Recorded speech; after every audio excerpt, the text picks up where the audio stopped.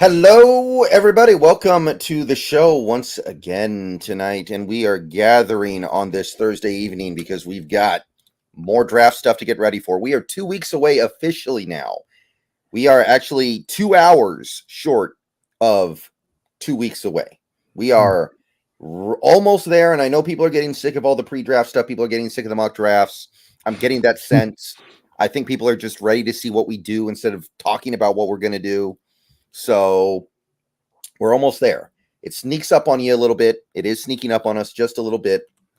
But the NFL draft is almost upon us, and we did a really good job over these last few weeks covering the offensive side of the draft, I think. Did a really good job, covered every player almost. So now we got to turn our focus to the defensive side of the ball. We're going to start that off today. And we're going to wrap up before the draft gets here. So I am joined by Brandon of the Hawks Nest. How you doing tonight, Brandon? I'm doing wonderful, man. I'd love to turn it over here to the defense and look at the potential guys we'll be adding to Mike McDonald's scheme. All right. So I'm going to kind of work our way back here. And I think we're going to get right into it because not a lot's been happening. Seahawks are using their top 30 visits. They're having a couple guys in pretty much every day at this point. Some interesting things you can learn from that, but you also know you might end up drafting like 3 or 4 of the guys that you used a top 30 visit on. So trying to parse too much meaning out of those things can be a little bit of a fool's errand, I think. I ran the exact numbers on the last 3 years in regards to this very matter, Brendan, and to your point, and I was at 8% as far as the people we bring in versus what gets drafted in the top 30 visits. Yeah. And logically speaking, you would probably use top 30 visits on guys that you're wondering about, right? Not necessarily the guys that you love, because the guys you love, you're just like, yeah, I love that guy. I got nothing to ask. But you might use a top 30 visit on a guy that you're like, well, I like him, but I want to know this. I want to see this. So you a lot of those visits probably just go with them going like, yeah, I'm not too interested in that after all. I think you're right. I don't think it's a variety of reasons for why you bring the guys in here. You know, it could be one little thing that you have as far as the lack of understanding about the player that you just want to kind of lock in. It could be the true just blue, we have interest and we're just, want to get any last information we can. But here's even another one, Brendan, which is one John Schneider talked about today on 710. And that was hey, what if we sort of set the stage up a little bit for down the line with maybe when we're going to bring in free agents and bring these guys back in where we're not going to have the opportunity to draft you. We're not going to be picking high enough, or we won't be in the position to pick you. But if you do come back to free agency, you'll remember this culture. You'll remember this building. You'll remember the nice vibes maybe that you resonated with.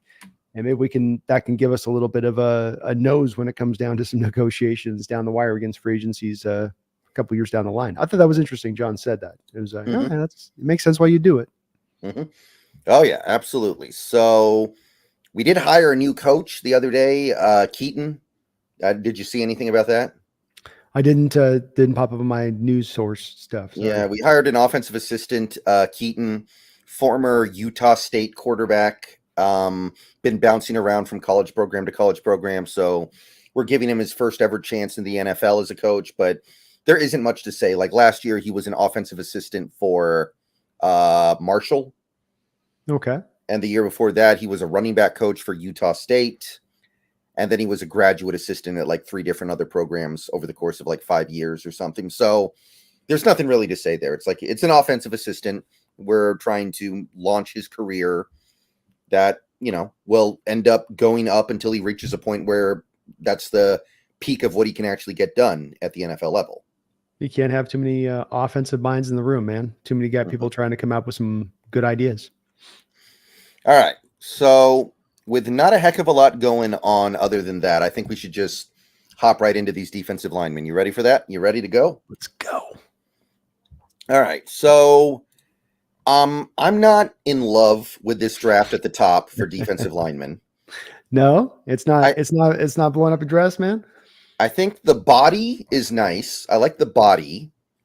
And then the legs are pretty all right. But the top, like the head, it's just a little bit small. It's just a little bit underwhelming to me. I mean, last year you had, of course, Jalen Carter and you had Khalid Jacansey. I think both those guys would clearly be the best defensive linemen in this draft. Do you agree with that? Oh, yes, absolutely, by far. Yeah. So that being said, there are currently 2 guys that are being hyped to go in that first round. And believe me, I definitely agree with the people who will say that, hey, we don't need defensive linemen. We stacked our defensive line up too much already. We don't have room. But at the same time, I think we need to keep an open mind that the team might do anything because this is not a great roster yet. We need help in a lot of areas. And if they feel like the best player available at their pick at 16 or wherever they trade back to in the first round is a defensive lineman, I would not put it past them to just say, we're going to do it and we're going to figure out the rest later. Well, and I agree with you there. I think the other part is the Draymond Jones contract in the mix of this. Whereas right now, yes, I would expect them to probably keep Draymond Jones. But to me, there's 2 different things that also possibly could happen here, Brendan, which is a release of just saving some pure money, which would be about $5 million, or trade. Or they could post June 1st, designate him and save a significant amount of money if they happen to land on a 3-tech that they think for the long term is going to be a better answer. After all, if you're not, from John's perspective, counting that, keeping this guy past next year as his price goes up and the savings are large to move off of him, then maybe the thought process of taking a 3-tech isn't the worst of things, especially because there's a good many of them in this draft, and they're of decent quality, though, like you said, is kind of the body of it's nice, but at the head, it's like, it's just not there. Right. Also, I think it's important that we specify what we're talking about here. So we are talking about the defensive line in the sense of a 3-4 defense, right? You've got 3 down linemen in a 3-4 defense. Typically, there's always going to be a little bit of give and take there. You've got your nose tackle, and then you've got the 2 guys next to him, which are sometimes referred to as 4-eye, right? And because of that, there's a clear distinction between defensive ends in a 3-4 and the ones you see in a 4-3. The 3-4 guys, they're going to be bigger. They're going to be stronger. They're going to be guys who need to occupy attention in the middle of the defense. Whereas the defensive ends in a 4-3 tend to be a little smaller and more athletic because they're actually rushing off the edge. Right. So with that being said, we are going to be talking about the nose tackles and 4-eye defensive ends. So if you're wondering where your favorite player is, we're probably going to talk about him in a couple days. Okay. Yeah, not edge based, all interior on this one. Okay, so our first guy here, this guy has become basically the consensus number 1 defensive lineman in this draft. Something that kind of felt like it happened late. It happened like almost after the season was over because there was one guy who was clearly number 1, and then this guy just took his spot. It's Byron Murphy II, no relation to the Byron Murphy of the Washington Huskies. 21 years old from Texas, almost 300 pounds, 32 3/8 arms. Had a real good combine, blazing fast 40, really good 10-yard split, especially for a guy on the interior. Big vert, big broad. But I'll tell you, the production at Texas wasn't exactly blowing me away. It was definitely a thing where you got to watch the tape to see the special player here. But what do you make of Byron Murphy from Texas? I got to be honest off the jump with Byron that he is not a guy to me that's been as enticing as others have looked at him. I do have him as my number 2 defensive tackle. I do put a 2nd round grade on him. My comp for him is Geno Atkins, but I didn't really like the comp necessarily, though I think there's some accuracy to it, I suppose. He does have first step quickness in general, ability to get skinny. He's got a plan of attack with what he's doing coming off the line of scrimmage, Brendan, and he's got a variety of moves he can use. He's got one in particular, which is this quick swim movement where, the swim movie is usually one where it goes, and then the arm's got to come over the top, and he can snap both arms off and do it right after the snap, where it's just a real quick, almost like your eye blinks, and he gets himself free for that quick penetration, those quick pressures. You always like to see that from the defensive tackles that don't need to take necessarily a long time. He has that, and then he also has this sort of stutter step, pitter patter thing that he can do in order post snap to set the defensive tackle up. Where if it's a pass set and he knows that guy's dropping into a pass set, he'll kind of slow down his rush, and just do a little bit of that stutter step like a running back would to try to get the offensive lineman to sort of lean one way or the other. And then he will operate off the lean once he gets him to bite. So he's got a little bit in his bag as far as advanced go. It's a little bit of, like you say, there's a lot of the pressures, but not really the ceiling or close to making the play on the running back. But the guy just gets kind of past him. And that's where we come back to maybe a little bit of his size stuff that he has going on at 6 feet tall, Brendan. We're a little bit not the longest that you like to see out there, the biggest you like to see out there at that position in this current modern age. It's not that he's like tremendously undersized where some guys we might talk about here, but just a little bit to where sometimes he can get all the way to the hoop, but just can't quite get it into the basket. And maybe that's something that rounds into shape as he turns into more of a pro out there on that, Brendan. But that was just enough for me to kind of go, I just didn't, as you said, the other two defensive tackles last year were more easier to me go, yeah, it's a first round talent. I have a harder time with this one going first round. Just feels like there's a little bit not quite there. Yeah, I wasn't a big fan either. I was actually going to say you're going to have to sell me a little bit on this one, but it doesn't sound like you're going to. No, not having it. Yeah, I mean, he's strong. I like his stack and shed game. I think he's a really good hand user to stack and shed blockers. High effort player. He's got pass rush moves like you were talking about. He's not just a guy who bull rushes every play, but he's short and his arms are kind of short too. He doesn't have those top end physical traits. I don't really think he'd be a great fit for a 3-4 because he's a gap shooter by nature. I think that's his best game, to be a gap shooter, which is not really what you're looking for as a 3-4 guy. And again, I just don't really know why this guy suddenly became the most desirable thing in the world. I remember looking at him a little bit when the season started. He was being looked at as like a 4th round pick. I don't know what happened. It's like just everybody decided, hey, that Texas defense is playing really good. We got to elevate somebody. And Byron Murphy kind of got designated that guy. So I'm 2nd round too. I think the analytics came into this a little bit too, because I think he's 1-2 with Tavondre Sweat as far as the top rated defensive tackles in college football last year, which probably comes in a little bit. But I agree with you. I just think I wouldn't maybe go to 4th round, but I'd 2nd round grade is what I'd put on him, where there's some upside. There is legitimate upside. And guys don't tend to come out of the draft this advanced with their usage of hands, nor their ability to come in with a plan of attack every single snap that they can differ up. That does make him very unique. But your point about the arms is that they measured in at 32 3/8 inches, but they feel smaller than that on tape at times. And I just want a little more wow factor if I'm going to put a 1st round pick on a guy. He doesn't have to be star potential to be 1st round, but there's a little more full sizzle there in that game that I can reach into. And there is some with him, but just not quite enough. But a good player. It's a guy that certainly could be, if he slides down the 2nd round, Brett, and we fall back into the 2nd round, a guy that could be on the Hawks radar because of the fact that could be a guy you go, look, we like him better than Dermont Jones. This gives us that opportunity and opening to, move off Dermont, especially if it was one of those situations you would move back in the 1st round to pick up that extra 2nd round pick. Yeah. So I think he's a 2nd round pick. And I know there are a lot of Seahawks fans out there that really like this guy and would really love to get him in that 1st round, but I just don't feel it. I don't think he's a good fit for this defense, really. I think that he should be a 3-tech in a 4-3 where he gets to shoot gaps, not a 4-eye where he's worried about occupying blockers all the time. Yeah, there is some semi, especially what they call that, that gap and a half sort of stuff is what you're kind of, I think, doing here in this defense. And that's where it's going to call upon you not to just shoot gaps. There's a part of that where you got to get back to the backside gap and clean it up. If God forbid you can't get to the ball carrier on the front side and you've got to regroup, so to speak. So there is a lot in this guy's game to like for being a guy that I don't quite fully warm up to on it. The effort's there with him. He's going to play really hard. Now, this is why I think Texas has their DTs at the top of the analytics, Brendan, is that there's a heavy amount of rotation on that defensive line. Remember last year you had Moro, Ojomo, right? I believe he was in the mix there on that inside at times.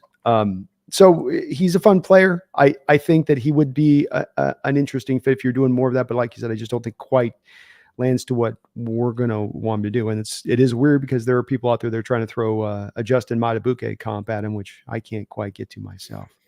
I've seen people try the Aaron Donald comp on him. Oh my God. I don't get it. No.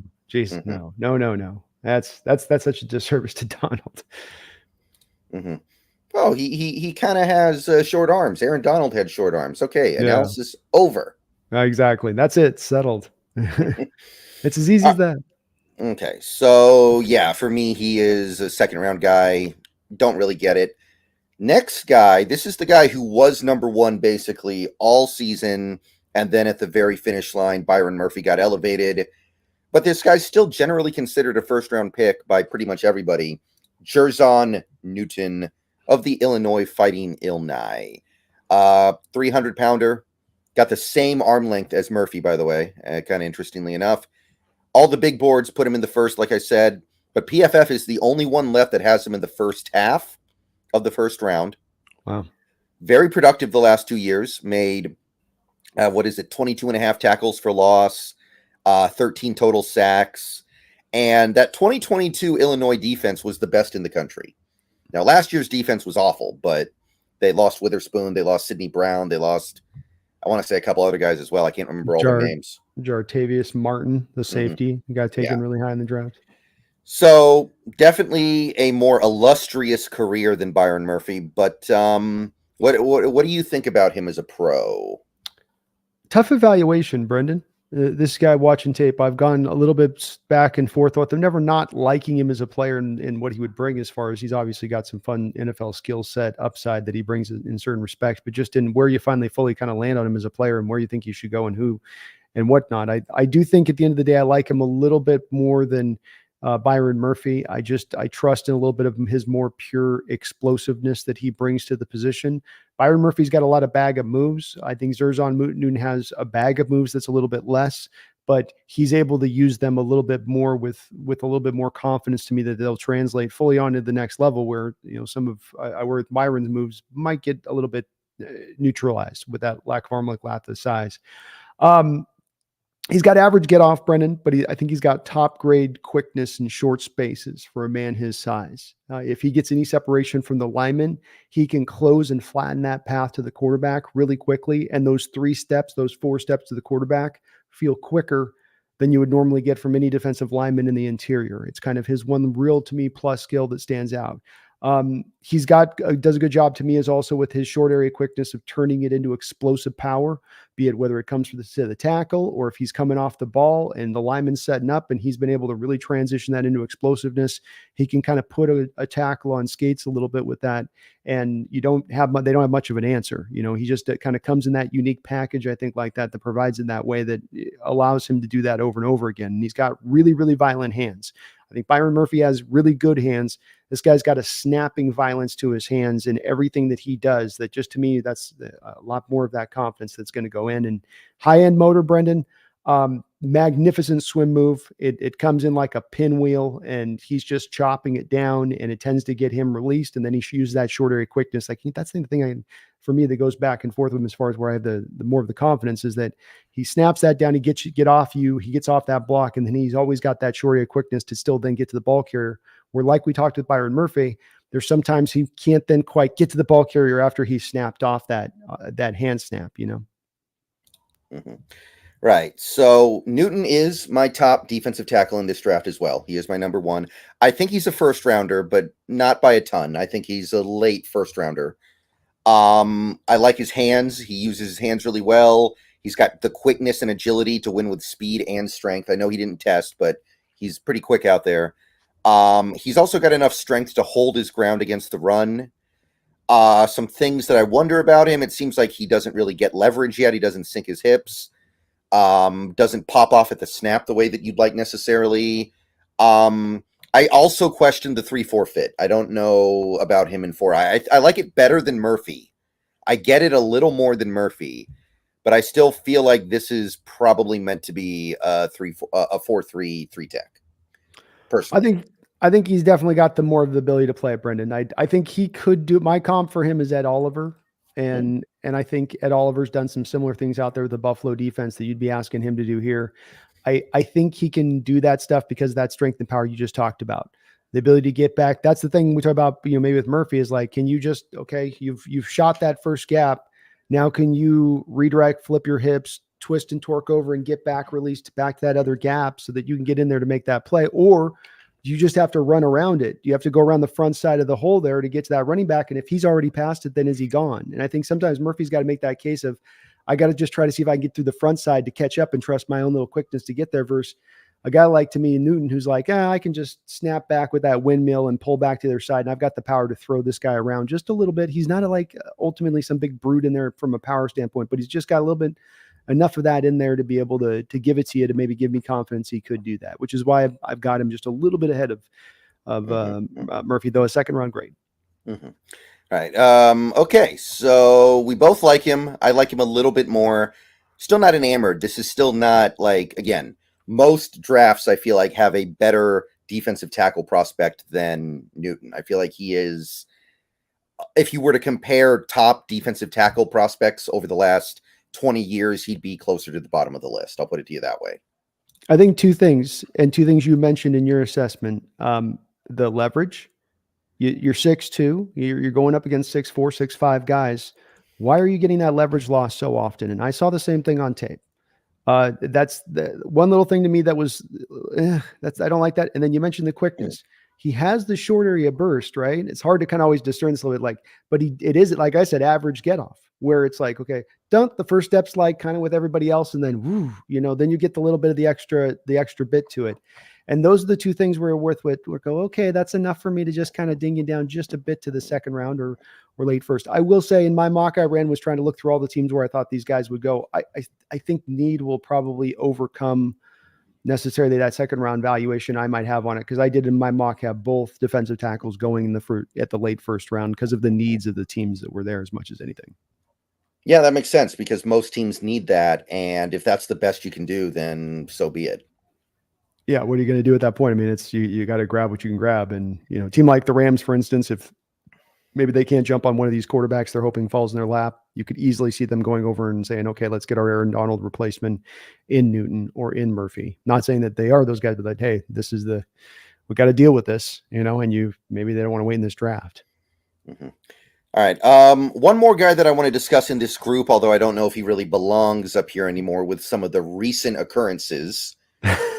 What you talking about, Brandon? Yeah, there's some things going on here that aren't so great. There are some things going on that we don't like. But as a player, there's still some interesting things going on with T'Vondre Sweat. Now, before I get into this is a nose tackle. This is about the purest nose tackle I've seen in a while.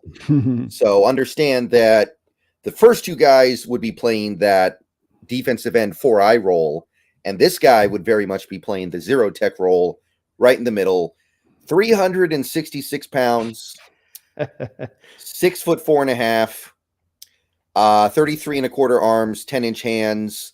The combine scores were bad, but they're fine for a guy his size, honestly. Like, I looked at the handful of players, and I do mean handful, like a very small handful of players this size that tested at the combine over the years, and it's pretty much in line with them, right? They can't move either.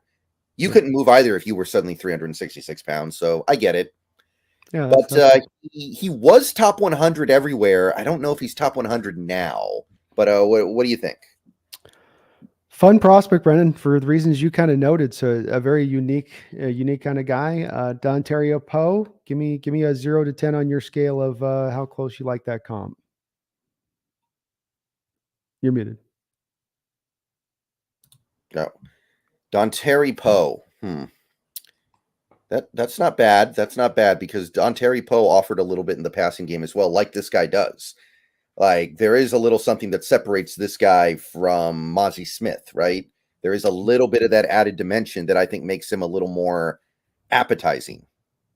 That's what I was thinking with it. You got to find a comp at a nose tackle that did give you actually some 3-tech. There's some real lazy comps you can go do with guys that were just basically space eaters. But that's the thing that shows up with him on tape here, Brendan. And this is a massive, powerful man, first and foremost. He's also really wide. If he was going on an airplane, some airplanes, you got to buy 2 seats. Yeah. I think they might make him buy 3 seats. I'm just saying he's that wide. It's a big dude. But the pass rush he gives you is the part to really highlight here, Brendan, because it is so unusual for within these nose tackles and what they give you. Even when you tend to get in the past, it's on the power, the bull rush guys that are just kind of slowly able to walk if they get a center and one-on-one's back off the zero tech kind of positioning or something like that, or the quarterback just steps up into their arms. With this guy, there's actually some ability to create some separation in his pass rush and somewhat quick separation. He's got effortless power, where, okay, he has 33-inch arms, a little over. He's right at that mark of where you'd like it to be. But he almost can just give you that power even when his arms are in tight like this. Like he can throw linemen around in this short space, even if he can't get his arms expended. So the power is really something that does show up, along with a little bit of that sort of lateral quickness he can give you at that size. That's unusual for how big he is. I do wish Brendan he had gotten down maybe another 20 pounds so we could make a little bit of a better evaluation of truly where his athleticism is, because that's where they're going to want him to play at. And I think that's going to keep him, the fact he's struggling with this size stuff, probably in a position of playing about 30 to 35% of snaps a game in the NFL. So this is the question that comes back to you on this one as I look at this in my evaluation is, we'll talk about the situation that's just happened with him here in the process. Let's first, kind of just talk about him as a player here. If you're getting a guy that is only going to give you 35% of snaps in a game, can you take that in the third round? But knowing that 35% snaps he's going to give you is going to be impactful, and in both ways, both in the run game and against the pass. Yeah, I would definitely be willing to do that. I think it's kind of the nature of the position to rotate it pretty much no matter what.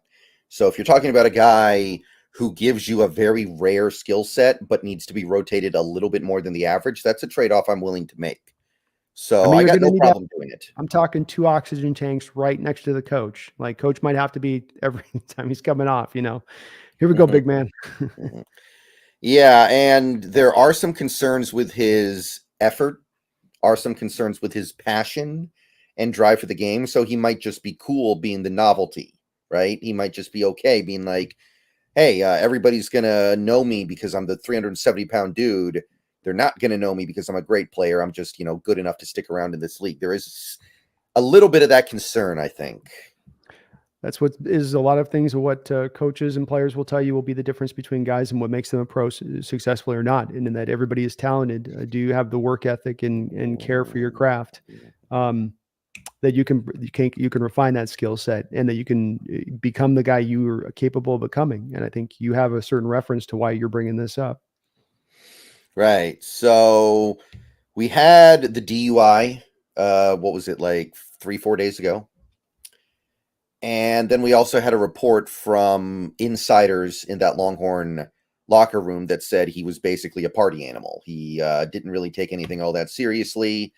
There were some people in the Dallas area talking about this over the last couple of days. They said like, oh, he should be like a 4th rounder. He doesn't really take this game all that seriously. So there's a couple different things pulling us on this one, I think. It's crazy to hear it come out of the program like that, Brendan, because these programs keep so many things under wraps for the sake of making sure that they don't show future prospects that this could maybe happen to you if we're not going to protect you. So how bad must it have been that this leaks out in this way at this time? Right. So the positives still apply. He's very powerful. When he anchors down, you're not moving him. He absorbs a ton of attention from blocking schemes. He's got a bull rush. Just generally speaking, he's got that nice pass rush. And before the controversy of the last week or so, I did have him in the 2nd. I don't think I can do that now. I think there are some red flags here that have to start tugging him down a little bit. Yeah, the DWI is, to me, Brendan, enough in itself, the timing of it. This is, it's a litmus test for how much you care. You have to just simply toe the line for 3 more weeks, and then you have guaranteed money and you're a multimillionaire. That's all you must do. Can you do that? Do you have the control to do that? And if you don't have the control to do that, how can we trust you as a pro when we do start to pay you? And I don't like to tend to go into this psychological place with prospects, but this is something that says a very specific thing about where you're at mentally that this happens and occurs. And I agree with you. I think it's that in tandem with some of these reports, and Lord knows if any of these teams have these reports confirmed, and you bet your bottom dollar they will if they've got their people they've sent out to the facilities. This will indeed drop him down to the 4th round if these things are in. That's a double death now, and he's no Jalen Carter. Mm-hmm. Right. So, and by the way, it affected Jalen Carter too. He was considered the best player in that draft, and he ended up going 9th overall because of the stuff that happened. So it affected him. You got to believe it's going to affect this guy too. So I'd still, I don't know, 3rd round seems okay to me still. I'm not. Boy, you start thinking about that. early fourth you got now because you flip back and you go, Yeah. what if he dips into that early fourth pick with the pick we move back on? Because that might be his landing zone at this point. We'll see what teams think, but Mm-hmm. Yeah, so it's a tough one. It's a tough one. I still like his game, but at the same time, I'm also like, it's not like we're desperate or hard up for a nose tackle right now. We have 3 of them. Yeah, I agree. This is one of those ones. That's why I say if it's that early fourth is where they strike. I don't think they necessarily would in the third at this point. But with the 2 fourth-round picks that we do have, maybe that's enough for them to go, okay, he's just too good at this spot where he's falling to grab him. And that's good value at that point. Is it risk? Yeah, but it's 4th round. What's the risk in a 4th round at that point? Mm-hmm. All right. So that's kind of the 3 guys that are getting the most attention, although Sweat getting attention in a negative way now, unfortunately. So feels like we bumped down a little bit to these next collection of guys, but they're still interesting, still intriguing. This first one, very much so, because he has a little bit of a working background with Mike Macdonald. We have Chris Jenkins of the Michigan Wolverines, who played for the Wolverines when Mike Macdonald was their defensive coordinator a couple years ago. 22, 6'3", 299 pounds, 34-inch arms, nice long arms. Testing was mostly really good. Really good 40, good 10-yard split, decent vert, monstrous broad for a 300-pounder. Not very good change of direction skills on his 20-yard shuttle, but overall the testing was good. Pretty much all the big boards put him in the 2nd or 3rd round. The aggregate has him in the 2nd right now. What do you make of Chris Jenkins? Well, on all these comps, I'm gonna throw this at every time on these. Give me a 0 to 10 on my comp here, Brendan. Cameron Hayward. Cameron Hayward. Steelers defensive tackle. Okay. Wasn't Cameron Hayward a little bit bigger than this, or am I? Probably maybe a little like 10, 15 pounds. Okay. But in the similar area of things, I believe. He wasn't like a 325 guy, so it's in the landing zone, so to speak. But give me your 1 to 10 on that. Oh, I'm gonna give that like I'll give that like an 8. I'm not gonna go higher than that because I do think that Cameron Hayward was a little bit sturdier built, but I think in terms of play style, you're kind of onto something here. 294, by the way, with Hayward coming out. Really? Okay. For some reason, I thought he was way heavier than that. I know. It was in there, but I think with what Cameron Hayward gave you out the gate was a guy that was going to stop the run and could give you a little bit of pass rush. When it comes to this guy, he's giving you a role, Brendan, that, let's see if you buy into it. I don't know if you do. I don't know if I do, to be honest with you. I'm still trying to think of it as well. And I know we're talking 3-4 end or 3 tech. You've got to do kind of both within this defense a little bit. It's kind of a matter of semantics and what we're kind of calling them, because it's 3 down linemen, but then you have a stand-up edge of the wide 9. But, one of your guys is in a 3 tech position of those 3 down linemen. So he played all over that defensive line. But he is, to me, basically a run-stuffing interior defensive lineman, where you very likely could find yourself with him at the floor of putting him out there as a run defender, but then not being able to really stick him out there much as a pass rusher, which is part of what put me down for him in the 3rd round. Is I like his skill set. He plays full tilt. He gets off blocks with aggressiveness. He really does a great job of tracking down ball carriers after he gets off of blocks. Many guys get lost in space. He'd have a high awareness rating if he was in Madden when it comes to that.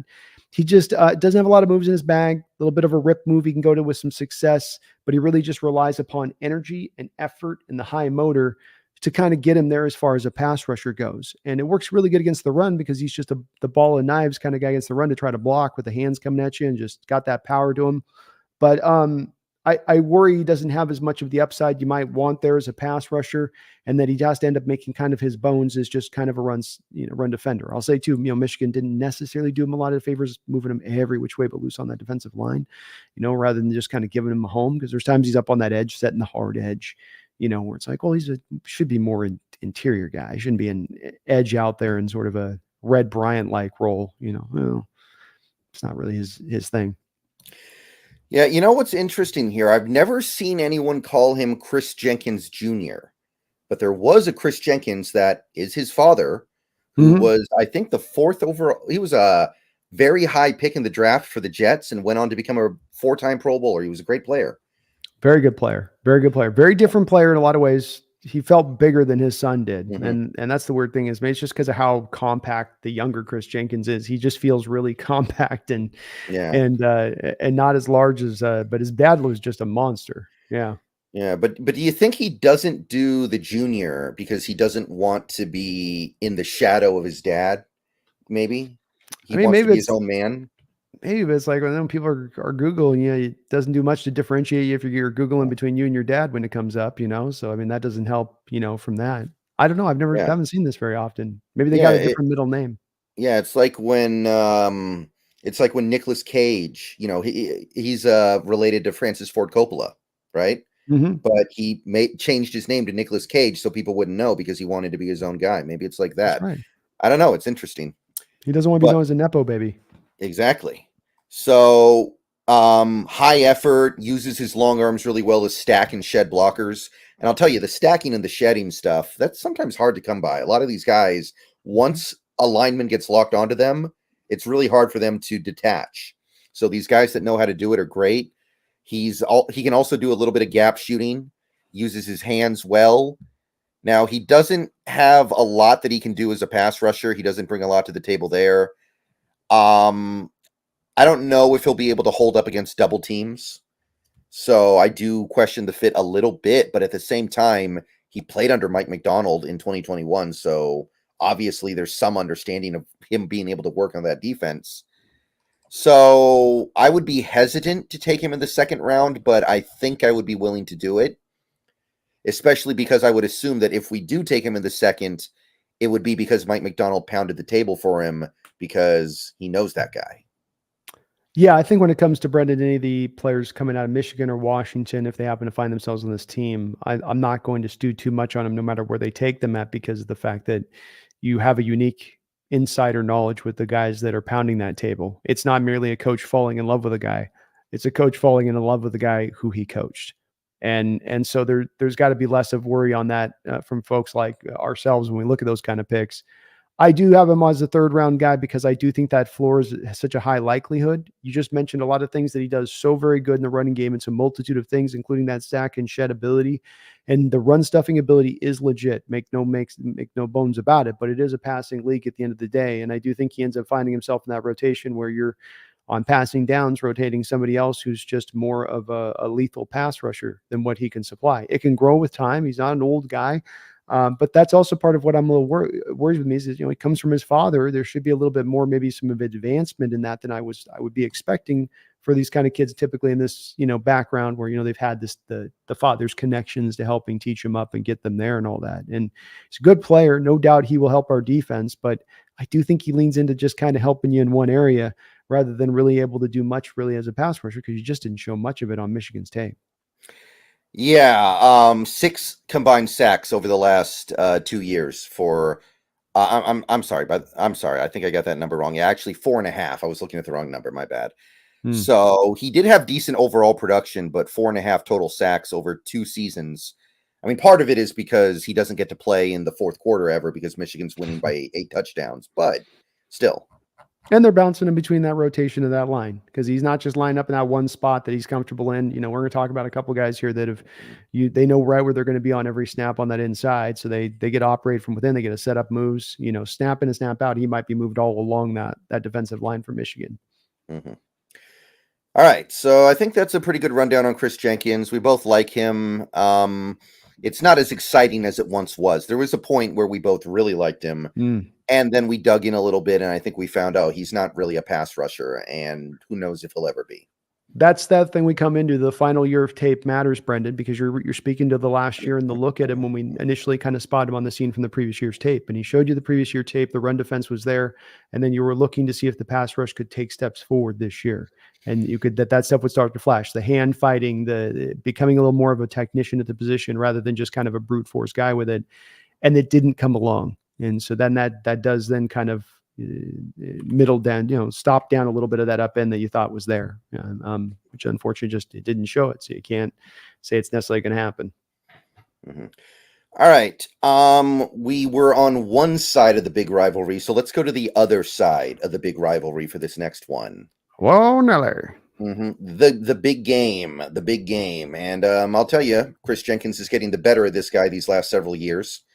Let's talk about Michael Hall Jr. of the Buckeyes. Only 21, didn't test, but came in at 290, 6'3", 33.5-inch arms, 10-inch hands. All the big boards have him in the top 100 except for PFF. The aggregate has him as a late second-round pick, coming in on the heels of a very disappointing statistical 2023 campaign. The guy did not build on 2022 at all. Nevertheless, people still like him, understandably so, I think. But what's your read on Michael Hall Jr.? I've warmed up over a longer period of time a bit to him, though I'm off the aggregate board on this, and I'm off everybody. I'm low fourth round. He'd be the first defensive tackle off the fourth round I would see taken. He's an active 3 tech who hunts and attacks. I think 3 tech would be the best position for him. I don't know if the 4-eye stuff would be as much in his wheelhouse, but again, it's can be some semantics on this a little bit. Strong swim move and a capability of getting skinny, through really tiny cracks to get through. He's got above average first step quickness. I wouldn't call it like a grade A skill or elite, but it's upper level for the position. Above average change of direction, high revved motor plus awareness.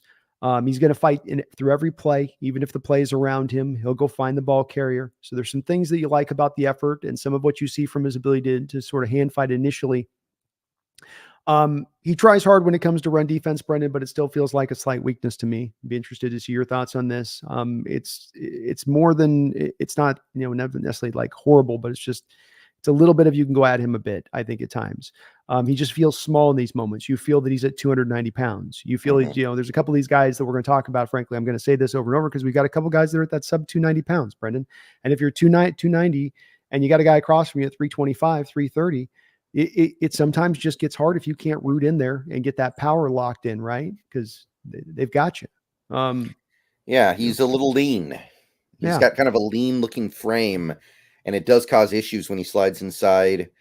And he's not exactly a paragon of strength against physical blockers. I do think that his ability to hold up against double teams is impressive given his size, but it's still not that good. I like how he can stack and shed blockers. I like that he has already legitimate pass rush moves. He's only 21, so him coming into the league with pass rush moves is impressive. So some stuff that I like. I didn't really like him during the season that much, but I warmed up on him a little bit. I think that the third round would be okay, but I don't think he's a fit here. I think he's a 3 tech and a 4-3, like you said. I kind of agree with that. Yeah, I think too. And I wonder if on the pressures, because watching the tape this year a little more, it seemed like you mentioned the double teams. Didn't seem like he was getting as many double teams last year. They were treating him like you normally get a 3 tech, where it's like, okay, left guard, take care of business. This year, he was getting a little bit more of that help in there, which I think did neuter a little bit of his production.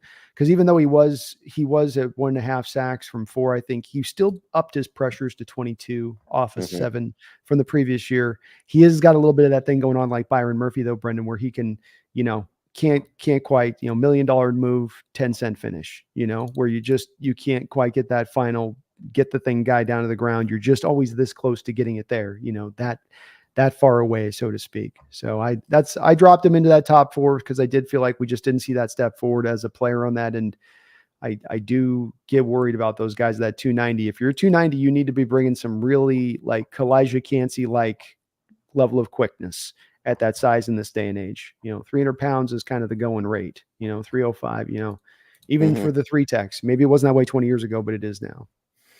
Yeah, a lot of the 4-eye guys do seem like they're like 290, 285. Like I think Shelby Harris was about that. I think Draymond's somewhere around there. So it depends on what kind of defense you're running, but you're right. I did look at this in Baltimore. All of their defensive ends were plus 300. Yeah. So that seems to be the preference, unless McDonald had it foisted on him and he doesn't really have that preference. I don't know. Oh, even if it was foisted on him, maybe, hard to see him, bailing off. But to your point on foisting, let's look at the Rex Ryan background. Let's look at the Ryan defense as a background on this, because this is a bit of the model that this comes off of. Look at Wink Martindale with the Giants last year with having both Lawrence and the big cat inside. right? Those were his 2 starting defensive tackles in there. And I would Mhm. offer, if you look at Ryan's history with the Jets, remember Mohammed and Sheldon Richardson, and they had one other guy down there, Brendan. I don't know if you can remember. There's one other guy, Mohammed something Wilkerson. Mohammed Wilkerson was down there at the same That time at sounds that right. point. So they Uh-huh. stacked the big dogs up in there. I think that there's a little bit more of a want here with this defense to be a bit bigger. If we're making the choice between this defense being faster or bigger, I think that there's a pull to be a little bit bigger up front Mhm. than faster. All right. So next up, we've got a combine superstar. This guy did wonders for his draft stock. This guy absolutely killed it, elevated himself to the second round in the aggregate. Braden Fisk. Braden Fisk of the Seminoles, Florida State. Oh yes. Oh yes. The Mike Mamula. Yes, a couple of those going. There's always a few every year, if we're being real. Somebody's going to get people's attention. 6'4", 292, 31-inch arms, which that's not going to be good for business. But the combine score was great. Lightning quick 40, good 10-yard split. Vert and broad were massive. The 20-yard shuttle was great. Was so much so, some of these big boards are now putting him in the first round. They kind of went a little crazy with it. Pretty good production the last 2 years for Florida State. Over 100 tackles, 21 for loss, 6 sacks. So good numbers, although it did seem like he was a little bit better in 2022 than 2023. Make of that what you will. But are people getting carried away with Braden Fisk? What do you think? They are getting carried away with Braden Fisk. I do put a 3rd round grade on him. He's a brawling, big, straight line 3 tech with some get up and go. His 3-step quickness comes into play, both disrupting off the snap and bouncing off blocks. He commits to the fight, Brendan. This guy is committed to the fight. You never have to say, are you in, brother? Are you in? He's like, I'm already here with the war paint. Because every single fight he's committed, and it's almost too much so, because he will lose track of the play because he is then in the middle of a bar fight. He's in the middle of sipping the beer, and he's trying to hammer the guy, and the running back goes right past his shoulder on it. There's no doubt about his effort. You're not going to find a defensive tackle in this draft who supplies more effort. That's saying something, because we got some high motor guys. But it is really the high effort guy. If this guy went in the first round, you're getting one of the first high motor defensive tackles we've seen go. That the movement capabilities and all of that stuff is very true. No doubt about that. But the arms thing you mentioned, you want a defensive lineman around that 33 inches kind of as a minimum. And you certainly like beyond that, because there's a lot of these offensive linemen now we're watching, they're coming standard issue 34, 35 inches. 31. So he's kind of a full 2 inches off where you'd like to be on this. And it's not just a matter of looking at the numbers on this one for my or Brendan's sake on this, because when you watch the tape, and I'd be interested to see if you saw the same thing, the lack of arm length gets him in trouble. He gets swallowed up, and he's wanting to fight, and he can't get in because the guys have him with their length. They're locking him out, and he's just giving up too much length in it. And then he just gets driven blocked out of the hole. And he has a lot of lost reps on the back of this happening, where he can't really do anything about that at the pro level. Those 31 inches remain. The lack of being able to handle that, it remains. And he's not enough of a technician purely at the position to me to overcome it, or have something that he really does flash as far as on tape that matches to those testing numbers, to where you're like, well, he's just so physically athletic that he'll be able to get around that. I don't know that he will. Yeah, I feel like a lot of his NFL production is going to come on twists and stunts where he's unblocked, which he's going to be really good at because he's so athletic. But Absolutely. I feel like it's going to be a lot of stuff where like he's completely unblocked going into the backfield. So yeah, this one's tough. He doesn't have shedding skills. Leverage is also a problem with him. He plays too high. Sometimes I think he's a little overly aggressive as well. Just kind of runs himself out of the play. And I don't think he's a fit for what we're trying to do here. We were just talking about how we like bigger guys. This guy's 292. This guy has baby arms. This guy plays with no leverage, so he looks even weaker than he actually is. So I think that somebody's going to take him in the second round, but I don't think it's going to be a team like ours. I don't think he's a fit here. I don't think he makes sense for what we're trying to build. Yeah, I agree with you. You're describing a skill set. It's kind of like maybe a Cowboys team with their defensive line and what I mean, we're going to maybe doing some of this now with Allen and in the house with our new DC. Maybe he'll be looking to do some of this. So maybe this opens the door for a guy like this, because I think I agree. If you have him doing more stunt stuff and like that, that's more where he's going to be good, because then you really get a feel for that's especially straight line explosion. I don't think he's as good laterally as he is going forward with that some of that explosiveness and short area quickness, but yeah, he's getting raised up the boards, I think, higher than he should because of that reason. And my comp for him, Brendan, was Derek Wolfe. Derek Wolfe. Oh, yeah, I remember Derek Wolfe. He was a Bronco when they won the Super Bowl against the Panthers, right? That's right. Yeah, I've seen him. All right. So that's Braden Fisk, fun player, but ultimately probably just fun. I don't know if he'll ever be anything Exactly. great. Yeah. It's kind of, he's like the sugary snack where it's like you're going to get hungry in an hour, but it was fun for a minute. All right, so this next guy's being listed as an edge player on some of the boards, but he's very clearly not going to be able to do that in the NFL, at least not full time. I'm not completely counting this guy out because he does have some impressive athleticism given how big he is. It's Brandon Dorles. Brandon Dorles of the Oregon Ducks, 23, 6'3", 283 pounds, 33 and a quarter arms. I mean, his combine scores are good for a guy his size. A 4.85 40 is impressive for a guy who's 283. 1.68 10-yard split works too. Pretty good production the last couple years. He batted down 9 passes last year, which at that point, it can't be a fluke, right? You're doing something right if you're batting down 9 passes in 1 year. And we got a couple big boards that have him in the second. Some have him in the fourth, but mostly he's a third-round guy on the aggregate. How do you feel about Brandon Dorles? Ultimately, I put Brandon in the 4th round, Brendan, but not to say I didn't like some aspects of him. There are plays and moments that look very, very similar to me of Michael Bennett. And I think if you looked at Michael and this guy coming out, you'd see there's even some similarities between how that tweening place. And this big thing with Michael, why he went undrafted, was he was just kind of under tackle. And the difference, though, is that Michael showed an ability to play off the edge truly, Brendan. And this guy, I don't think, is going to be able to play on the edge. I think he's going to be an inside-only player at the next level. The 2022 tape, he played more on the outside, and I didn't think it was to his benefit. It wasn't good tape, and it wasn't necessarily to me something that said this is where he's going to have a future. He needs to be moved inside more often. I felt like Oregon did move him inside a little bit more heartily this past year into that position, allowed him to just try to work in there. And, he can create some quick pressure and stuff. And he's a light 3 tech. He's got violent hands with a dip. So he really does a good job of when he brings down like his hands and kind of does like a chop move, he'll dip down after it really quick, and he can kind of call upon it whenever he wants to, which I really liked about it. It's kind of his signature, a little bit of his move he can go to. If he doesn't create the quick pressure, though, there's a lot of just losses across the tape with him and neutralization across the tape with him. And I don't think he's particularly really good against the run inside. Just a lot of sort of dead plays on his tape, Brendan, where he's just, well, I'm stopped. I don't have a counter. He got me. He got me. And you just feel like there's not a lot of necessarily high motor running through those veins. He doesn't have octane going through him. I will say that. But he does have a little bit of that Michael Bennett unusual moving, that bit of that dip. Doesn't have Michael Bennett's first step quickness, doesn't have the ability to play on the edge, but there is some stuff with how he's able to use his shoulders and kind of, square himself as he gets sort of sideways and peel himself through and kind of, what the word I'm looking for here is kind of unusual way of getting there. He can do that stuff, but just not enough for me to think it's going to, another guy I just didn't think necessarily stepped really far forward this year. Some of these guys were saying that this guy felt that way. Yeah, I feel like he's going to be positionless. I feel like he's actually got some pass rush bend, like you were saying, which is weird, seen from a guy who's 280. Yeah. And his first step is better than it should be, given how big he is, but it's still not going to be enough.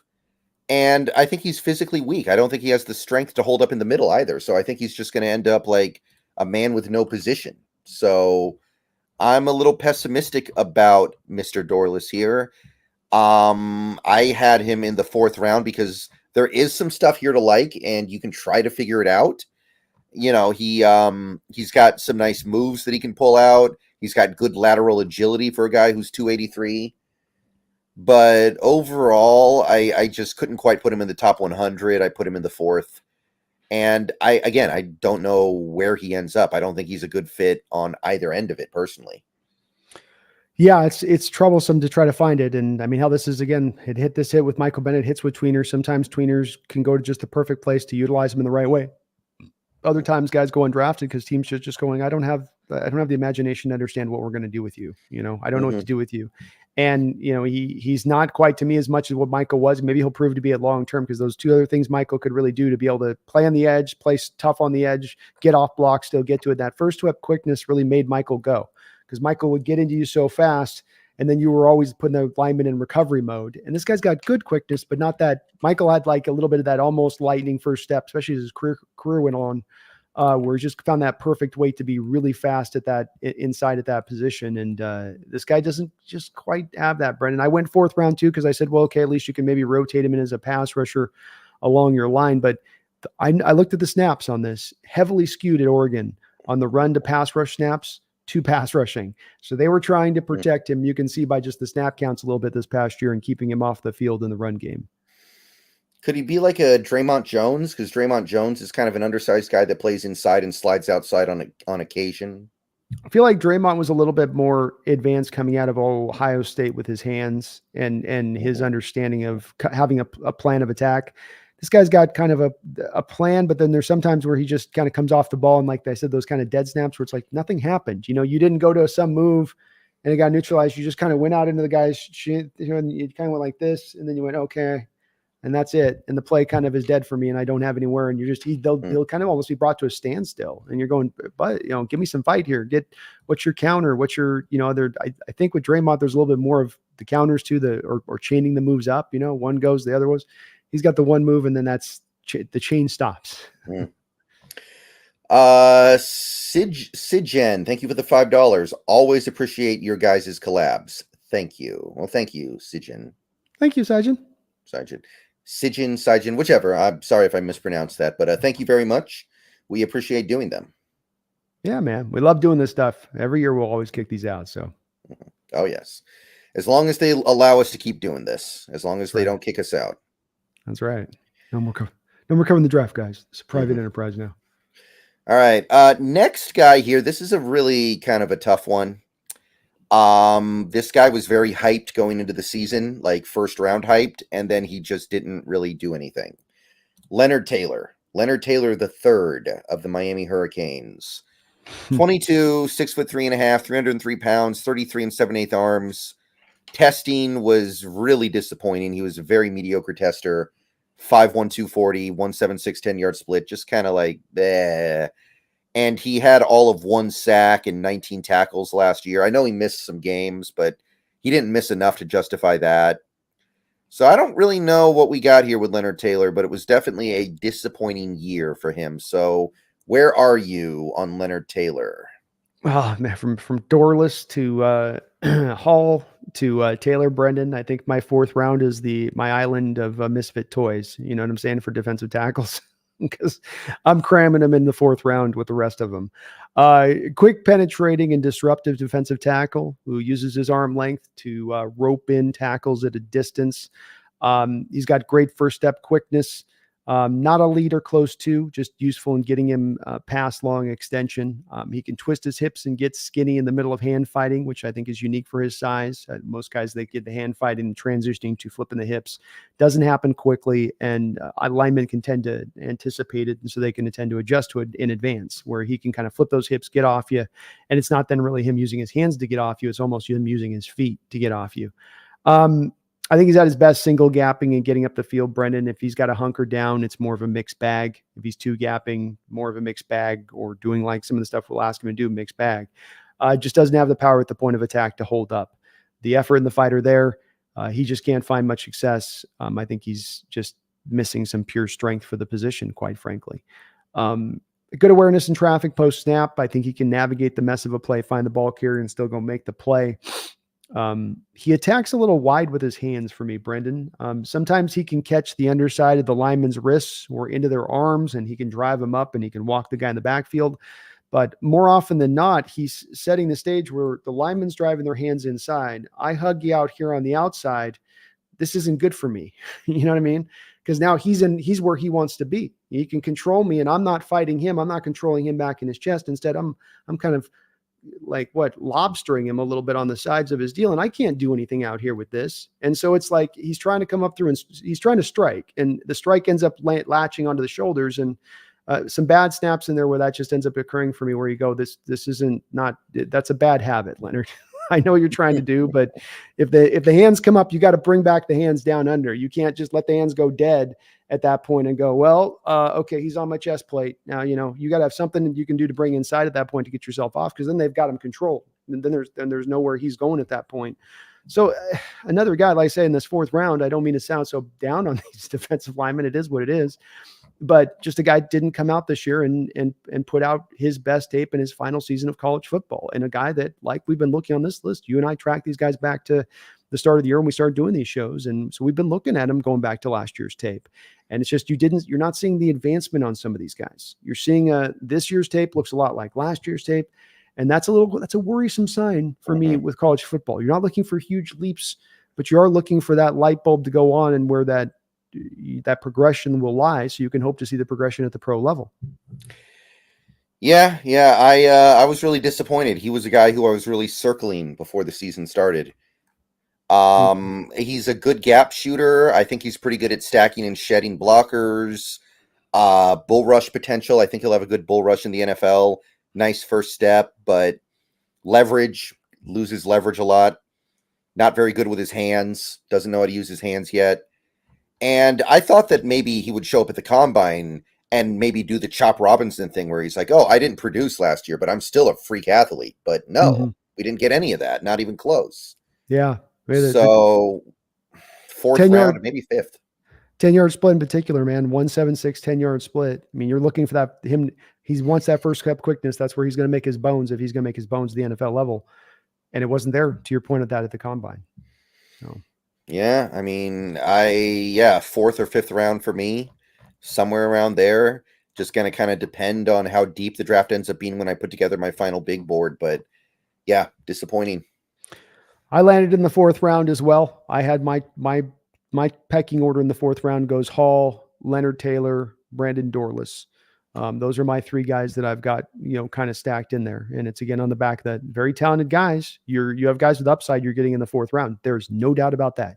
These guys have something that there is on that meat on that bone, but it's also not, they're missing enough to be elite in their area. And I'm talking tier 2 elite area where it's like, more into that day 3 range of things, because I'm not sure this is going to round out and just fix itself.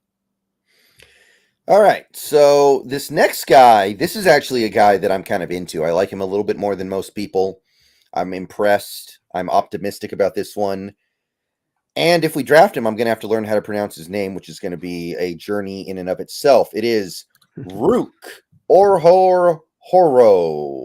Ruke Orhorhoro. He's going to need a nickname if we draft him. We're going to have to immediately come up with a good nickname here. No way around it. Big Ook. Yeah, there we go. All right. Clemson, 22 years old, 6'4", 294 pounds, 34-inch arms. Combine testing was really good all around. 4.8, 940, 167, 10-yard split. Remember, that 10-yard split for an interior defensive lineman is actually very good. Vert and Broad were both big as well. Big boards, we got a couple in the second, couple in the third, couple in the fourth. Not big production at Clemson the last couple years. That's the one thing that kind of gives you pause a little bit. He has 9 sacks combined over the last 2 years. But, what do you think of Ruke? I actually like Ruke a bit, more than these recent guys we've actually talked about. I've put him in the third round. I know this is a comp everyone's looking to throw around, and we were talking about one guy that I didn't think was a fit for this comp. But here's a guy that I do think is a kind of fit a little bit for this comp, in that he's a little inverse of what the guy did. And I think this guy's more of your Justin Madubuike kind of guy, if you're looking at for kind of a direct relation. I think Madubuike coming out was a little bit more of a pass rusher who could do a little run defending. This guy's probably more of a run defending guy that can do a little bit of pass rush. But he's a solid all-around player. Disruptive three tech defensive tackle, excels at shooting the gap, first step quickness, quick overall. A killer of reach blocks. If you try to, with that quickness, Brendan, the way he attacks, if he's getting upfield and you've got a lineman trying to hit the reach block to his shoulder, he's already up the field by the time you hit him with the reach block. And this is a blocking concept that's so heavily used in the NFL now. Having a guy that can kind of destroy that a little bit and get in the backfield and cause TFLs and just kind of disrupt the play overall is a very nice little skill on his part. And he gets off the snap really smart with it too. He's quick with the snap count as well. I thought he quit, even though he's 6'4", 295, he does win the leverage war and delivers really solid pop with his hands in the running game. I mean, he's going to root down. You're not going to move him off the ball. I felt like in the run game, he's a solid 3-tech / defensive end in this draft, Brendan, and his ability to sit down and not be moved off of his spot and really battle in there. I thought he will either get the quick pressure or he'll get neutralized to almost a standstill when it comes to a pass rusher. So there's very little in between. He brings almost no pass rush moves to his game or counters to his game. He is very raw. He needs to do a lot of working on that stuff. He's got the goods. He's 34-inch long arms. He's got the size. He's got, like you said, the testing numbers to do it, but he's definitely needs to go to class and take some advanced, thermodynamic rip swim move technique, certificates. Because he is lacking in that part. But other than just being able to run himself out of play at times, getting a little too over aggressive, I thought his awareness was good, and he's just overall, I think, a pretty sound player. I think he gives you a little bit of, like Chris Jenkins, a bit of that floor of you're getting at least a run stuffing 3-tech 4-eye guy. You're getting a guy that at least can give you that on early downs if you're taking him in the 3rd round. Yeah. I really like what Ruke is bringing to the table here. I like the way he's built. I would like how he wins leverage despite being short. A lot of these guys don't. You usually don't come out of the college game with a good understanding of sinking your hips. I've found over the years. Most of these guys don't do it. This guy does. He's got great movement skills, looks very natural moving in space. I like the aggressive edge that he plays with. Now, like you said, double teams are going to whoop him, so he's going to have to add some strength here if he wants to hold up in the middle. He doesn't shed blockers as efficiently as you would like, although he's got the long arms, so I feel like he could get better at that, right? He's got 34-inch arms. There's some reason to believe he could improve. He doesn't really have much of a bull rush. I feel like he's going to take a year to get to where he's going. He's going to need a year of development, kind of like Derek Hall, right? Mm-hmm. Derek Hall just couldn't really do anything that first year. Now we hope he can do stuff this year. I think Ruke is going to be a little bit like that. I think that he could end up being actually a pretty special player in this league. I would not mind doing the late 2nd round with him personally. I can understand it. There's some middling or some worrisome defensive tackles we're even talked about here that are, guys that are fairly highly rated. And here's a guy that does give you some, not only solid floor, but also some tempting upside to him, which is why I wanted to go with the Justin Matabuke kind of comp to him. Because with Justin coming out, and I think you and I even talked about it at that time, if not mistaken, with him just as a guy that, okay, there is some talent here, but it's, I think he hadn't played much the last final year of a season. You're leaning on you're having to do a little bit of hope on that stuff coming together for him long term and trust in those kind of ingredients. And I would agree with you. I like the ingredients there with him on it. I didn't trust enough in the pass rush upside to come to where if I landed even in a place of saying, I know you're going to be a solid run stuffing 3-tech or defensive end, you're solid in that point, that 3-4 defensive end. Well, that's good. I like that. But then if there's the key questions as a pass rusher, it's not enough to quite bump me up in the 2nd round for me, but I completely understand doing so. Mm-hmm. All right. So we got another dono here. Codadad, thank you for the $10 Canadian. I heard a Ravens reporter say that didn't adjust very well / much in the second half of games after the midway point of the season last year. I haven't heard that anywhere else. You hear this before? Well, I mean, I think the Chiefs had like 1 first down in the entire second half of the game. Exactly. I mean, before, and it's a great question, Cody, Dad, if it's being said, because I always like to try to shoot out. But thank you, Brendan. Because first and foremost, before we get anywhere, before looking at their season and not adjusting second half, they made one of the great adjustments of last season that we saw in that Chiefs game from what the Chiefs were doing in the first half. It wasn't by luck they started stopping them. They took away what the Chiefs were doing, and they still didn't then open up the door in the back end, right? So they cut off the Chiefs' short passing attack, and then you would think, okay, you're squeezing up on that. Now you're going to get hammered on the back end. They still kept the back end clean throughout the course of that football game. That's that's an adjustment. That's straight off of Mike Macdonald running that, So like, what the hell are we talking about? On top of, you had the Triple Crown defense last season. I mean, how many times would they, number one, really, I would offer, how many times were they really needing to make second half adjustments? Number one. Number two, if your bottom line production is the Triple Crown of defense, and your thing is, he did make second half adjustments. I'm like, okay, I'll take the Triple Crown defense. Yeah, I don't know. The thing that happened with the Mike Macdonald's defense last year in the second half of the year that faded a little bit was the run defense. They had some leaky run defense in the second half of the year because, who knows why exactly? There are a lot of different reasons why. A lot of different things you could dissect there. That was the thing that faded, not adjustments. I don't agree with that. I'm not really seeing anything to indicate that. I'm just thinking about the games they played too. Like, they played the Niners in the second half of the year. I don't think they didn't get blown off the field in the second half there. Well, it's like they got up and ahead of the Niners, and then the Niners, it was a 33-19 game. The Niners came back in the game a little bit, but they were never within earshot. And part of that is the defense is, if I have a lead, it's going to change some of how I coach, because I don't want to give up the big shots. So I'm going to play it a little safer, and maybe I'll let myself get bled a little bit more quicker.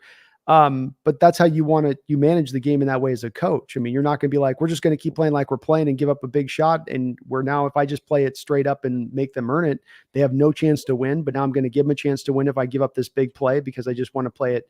What impacts what? I mean, if you go through their schedule, Brendan, I don't see, to me, walking down, like, certainly didn't have a problem in the Seahawks game with the 37-3 game. I mean, the Cardinal game, they got back close to them at 31-24. That's probably a little bit of them not playing up to the, Cardinals. Bengals 34-20, Chargers 20-10, 37-31 to the Rams. But Rams are a tough offense to deal with, especially with Stafford when he was playing it sometimes near MVP level. We got that in the first week of the season, right? Jaguars 23-7. That Niner game, no. They beat the doors out of the Dolphins 56-19. So even the Steelers game at the last season, you have two Steelers game this year in one season where it was 17-10, where it's completely on the offense's shoulders as to why you're losing that game. Yeah. So from the information we have, I can't say I'm seeing where this one's coming from. That would be my assessment of it. If it does exist, Codedad, it's existing at that sample size level. They're taking it off of a 2 or 3 games off the schedule from last year. And again, that Kansas City game is a key one. That's almost worth like 3 games in itself, because that's not you merely making a good adjustment in the moment, in the middle of a regular season game where not every eye of the nation is upon you. That's not you just making an adjustment against a ho-hum team. That's you making an adjustment and finding a counter to Andy Reid and Patrick Mahomes, who are 2 of the best in the business at being able to solve defenses in the league. Mm-hmm. All right. But thank you, Coda Dad, for that. I actually had not heard this reporter thing. I hadn't either. That's wild. All right. Holiest Hand Grenade. Thank you for the member message on the Hawks Nest side for 9 months. Brando, you going to fight for democracy tonight? I'm down, dude. I'm always here for democracy. Yeah. So I'm going to be busy tonight, but I am playing Helldivers as well on my Twitch, and it's pretty good. I like it. Yeah, it's fun, man. It's just a good game to get in with the buddies and jump in, and it's not anything super deep, but it's good. I'll try to do it. That whole jumping in and out thing. It's kind of like Left 4 Dead. Did you ever play that back in the day? Mm-hmm. Oh yeah. Yeah. So that's kind of what it makes me think of, but I like it. It's good. Yeah, it's fun. It's unique right now. All right. Our next guy here. This is another guy who we were really intrigued by before the year started, and then we got less and less intrigued as time went by.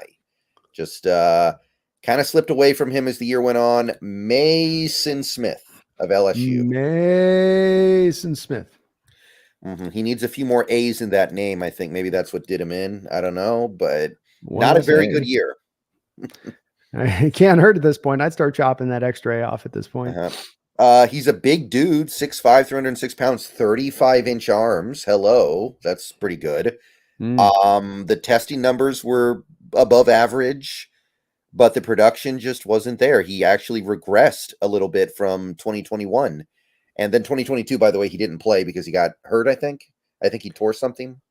Yeah, so he was 2021 he was playing edge, and then 2022 he was supposed to kick inside finally because that was going to be his best position. It's like the Dorles situation. And then He had the injury in 2022 and then came back and played inside all year this year. Okay. So Mason Smith, where are you with him right now? This one's kind of tough to untangle, but how would you feel? I think for his size and what he brings to the table, he should be better on tape than what you see.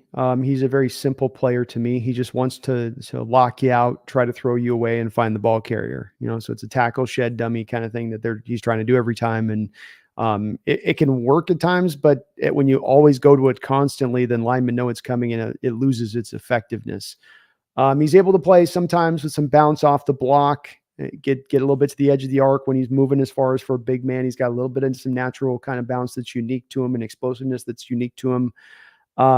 But most of what I was seeing from him was just getting washed out on the tape time and time again, and an inability to use his length to the where he should. I mean, he should be able to just get really guys completely locked out and be able to kind of, again, I understand when he goes to that block shed tackle dummy thing, but there are other moves like a long arm bull rush that you can go do with those kind of arm length where there's nothing the lineman can do if you can just change it up a little bit. But he has nothing in his bag. He did miss all of 2022, so he's coming back and he missed the whole season. Like, he was down from without even playing a game in 2022, and that was with the new position change. So this is one that's another imagination one, Brendan, where you go, okay, well, the skill set's so good, he's so new to the position, he's going to grow with time. He'll grow into his pants, eventually he'll grow into the shoes. Yeah, they're awkward right now, they look like clown shoes, but he'll eventually get those big feet into them. But I don't see a lot in his game or bag. The effort's just okay. There's a lot of snaps where I just thought he was just kind of just getting neutralized, and there wasn't much happening or going on. There's no counters. There's no plan of attack. The effort level's just okay. I wanted him to be better, Brendan. And that's, if I had to put Mason Smith in a bubble on I wanted him to be better for the last, while here, because that was a guy we were talking about. Maybe he could be a top 5 kind of pick if he could really tap into this physical potential. Yeah, absolutely. I'm tempted because I do think he'd be a good fit for this defense because he is a bigger guy. He holds up well against the run. He can shoot gaps. His athletic profile is that of a potential star.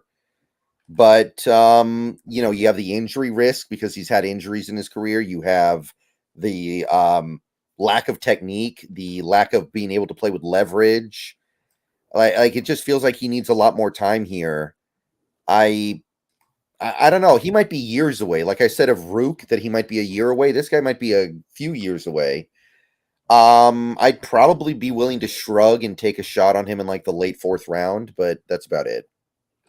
Yeah, I thought in the 4th round, in the late, like you say, late 4th round at that. And I might even by draft day knock him into the 5th. He's the 488th graded defensive lineman in college football last year, to kind of put a little bit of a button on that one. And so you look, the physical potential is there, and you can give him a little bit of like, isn't it an excuse or is it an explanation? Well, it's a little bit of an explanation when you have a whole season lost and then you're coming to a new position. You only played that position for 1 year. It's in the SEC. You're learning that new position, and at least in that full-time role. So maybe a little more explainable as to why you didn't necessarily persevere as much. So with that, I'll give you a little bit of that higher pick. That's where I kind of oscillate between the 4th and 5th round, thinking on him as, well, maybe there is that part where you got to give him a little bit of the benefit of the doubt here versus other prospects you wouldn't. Mm-hmm. All right, so that's Mason Smith. Very interesting one. But let's stay on the same campus for this next one. Okay. We don't even need to move across the state. We're staying right here, and we're looking at Mekhi Wingo. Mekhi Wingo, also of LSU, also 21 years old. Very different player. 6 feet flat, 284, so definitely undersized, 32-inch arms. The testing was really good. He's fast, quick, explosive. Kind of needs to be when you're this small. Not huge production last year, but overall he's had a pretty decent LSU career. So how you feeling about Mekhi? I actually like Wingo. I had with Smith, I've got him in the 4th round. With Wingo, I've got him into the 3rd. Another one of these guys at sub 285. I know these defense tackles coming in kind of small-ish / defensive ends. Maybe they're big defensive ends, I guess, is how I should be thinking of them. Strong, powerful, hard to move. Wingo was a top-level run defender for LSU in 2022, and he was pretty good again in 23, really dominant in 22. He offers quickness that presents problems when he's one-gapping. His lower frame gives him easy leverage win wars to me, Brendan. 6 foot, and he knows how to use that leverage inside. So with that power, and then always, I mean, almost every snap at his size, he's winning that leverage war. There was a little bit at first where I wanted to almost give him some comps to kind of reminding me a bit of like a Brandon Mebane, where Mebane would be that same way, where his just squatty, smaller size build would just allow him to get up underneath guys' pads every single snap. And there wasn't a whole hell of a lot offensive linemen could do about it. Part of what made Mebane so good as a player. His production did go down at first look when you look at him this year, Brendan, but you got to look a little bit deeper because he sustained a major injury in October. And what I love about him is that he had that injury go down, robbed him of most of his season, really. But then he fights to back after this tough injury to get back into the bowl game. And he goes out there and he balls out in the bowl game, puts up 2 sacks all over the football field, plays a whale of a game. That tells me a little bit about a kid's heart. You know what I mean? Because that's a game where you don't necessarily have to come back in and play to decide whether you're going to the draft or not, and may not really raise you up or down one way or the other. And he chose, no, there's an opportunity for me to raise myself up. And there's many, I think, NFL teams that are going to look at that situation and say, that's the kind of heart we want to kind of add to our team a little bit with that. Something I like about him, just strong hand fighter. I think he plays stronger than his 290-pound frame, aggressive.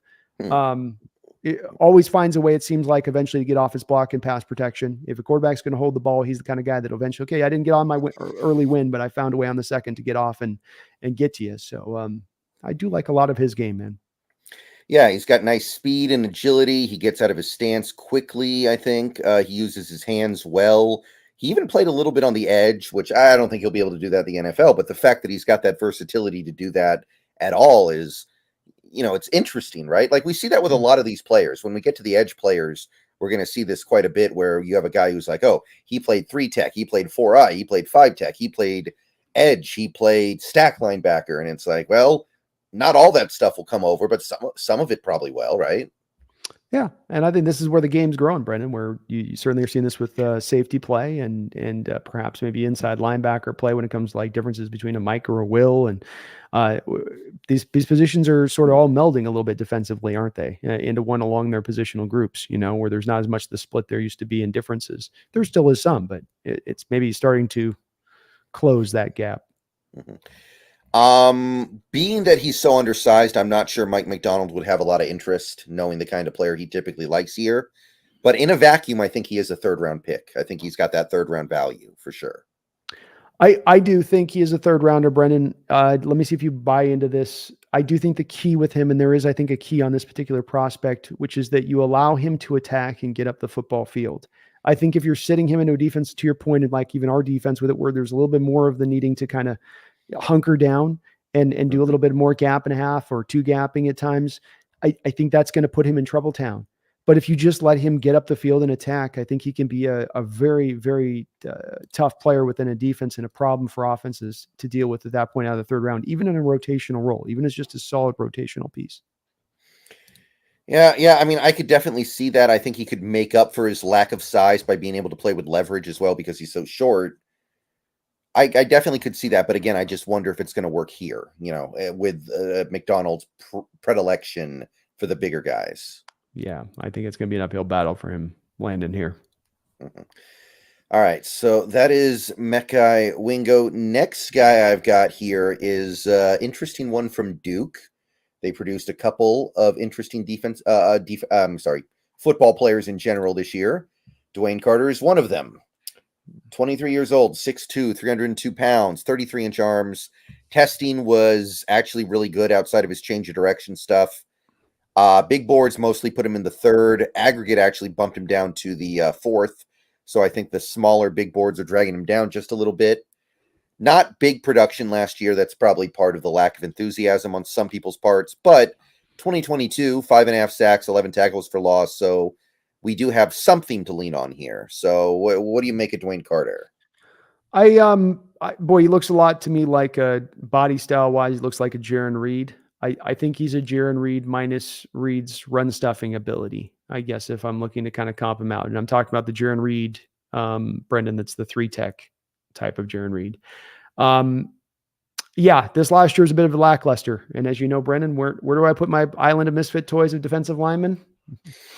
Yeah, they go. It's like once you get past the top 100, it just feels different. It's like, yeah, I can just toss you here. It Like the does. top 100 is too much of a commitment. It is, man. And there's just too many good ones out there in other positions where it's like, yeah.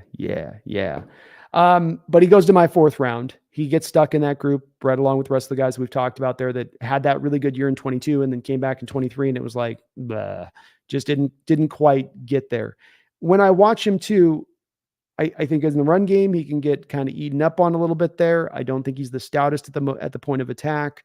And then as a pass rusher, it's really kind of a two-trick deal that he leans on. He either goes to the power, where he'll even set it up where he'll do it with like a bounce where he lets the lineman set up fully, Brendan, and then he'll just bounce into his jump and then do the explosion like like he's going into kind of a machine rather than a player. And he's set a few offensive linemen back with that maneuver. But he's got a good bull rush when he can get up under your pads and really drive with that explosiveness, which did definitely stand out to me. His other thing that reminded me of Jaron Reed is, Jaron does that thing, Brendan, where he comes off the snap and Jaron's not a guy that locks you out, but he kind of gets you in here and he does this move as he rounds the arc. He's like, it's Right. constantly trying to knock the hands off as he kind of is rotating around the edge of it. So he either gets you loading up to his power where you think the power is coming, but then he hits you with the little this, or it's that or one or the other. It's really not anything else. He doesn't have like a spin move or much of a rip move or swim move he really goes to. It's just kind of those two things that he calls upon. And then you have him as kind of a negative in the run game and then the lackluster year this past year. So he has some good traits to him. He's not a bad player at all. And he might still have some upside that's unforeseen. He's a 3-time team captain too. Mm-hmm. So, I mean, this is going to be a guy you want all about ball, who's going to come in and work his butt off. He's going to give you that. But again, this defensive line class could have been so much better with some of these guys coming back through and taking that step up this final year. Mm-hmm. Yeah, I like him. I like his bull rush. I like his stack and shed game. I like the fact that he understands leverage. But he's going to have to add more to his pass rush arsenal. He's going to have to add some moves here. He's not explosive at the snap. He's also a bad tackler. He had like a big pile of missed tackles these last 2 years. Mm-hmm. So he might be a decent fit. I would say late third. Hopefully you can wait for the fourth round, though. I'm a little more fourth round with him. But I like him a little bit more than the guys I put in the fourth round. I'll say that. Yeah, I'm going to probably waffle on where I put those fourth round guys. That's going to be my island, again, talented guys, but just day 3. And he's in that mix with the rest of them. And I don't know, I've got him right now, right in there, ahead of Dorles, just behind Dorles, probably top of the fourth round. I will give him that, but it's just a guy that I do think you got to slide in the fourth round with this last year. You got to lean on that last year production. And if it's not an injury explanation, like you might have with a guy like Wingo, or not Wingo, but, yeah, maybe it was Wingo that I'm thinking of. Then you got to go, okay, he's just not taking that step forward that we were hoping to see, especially if it's a half step back.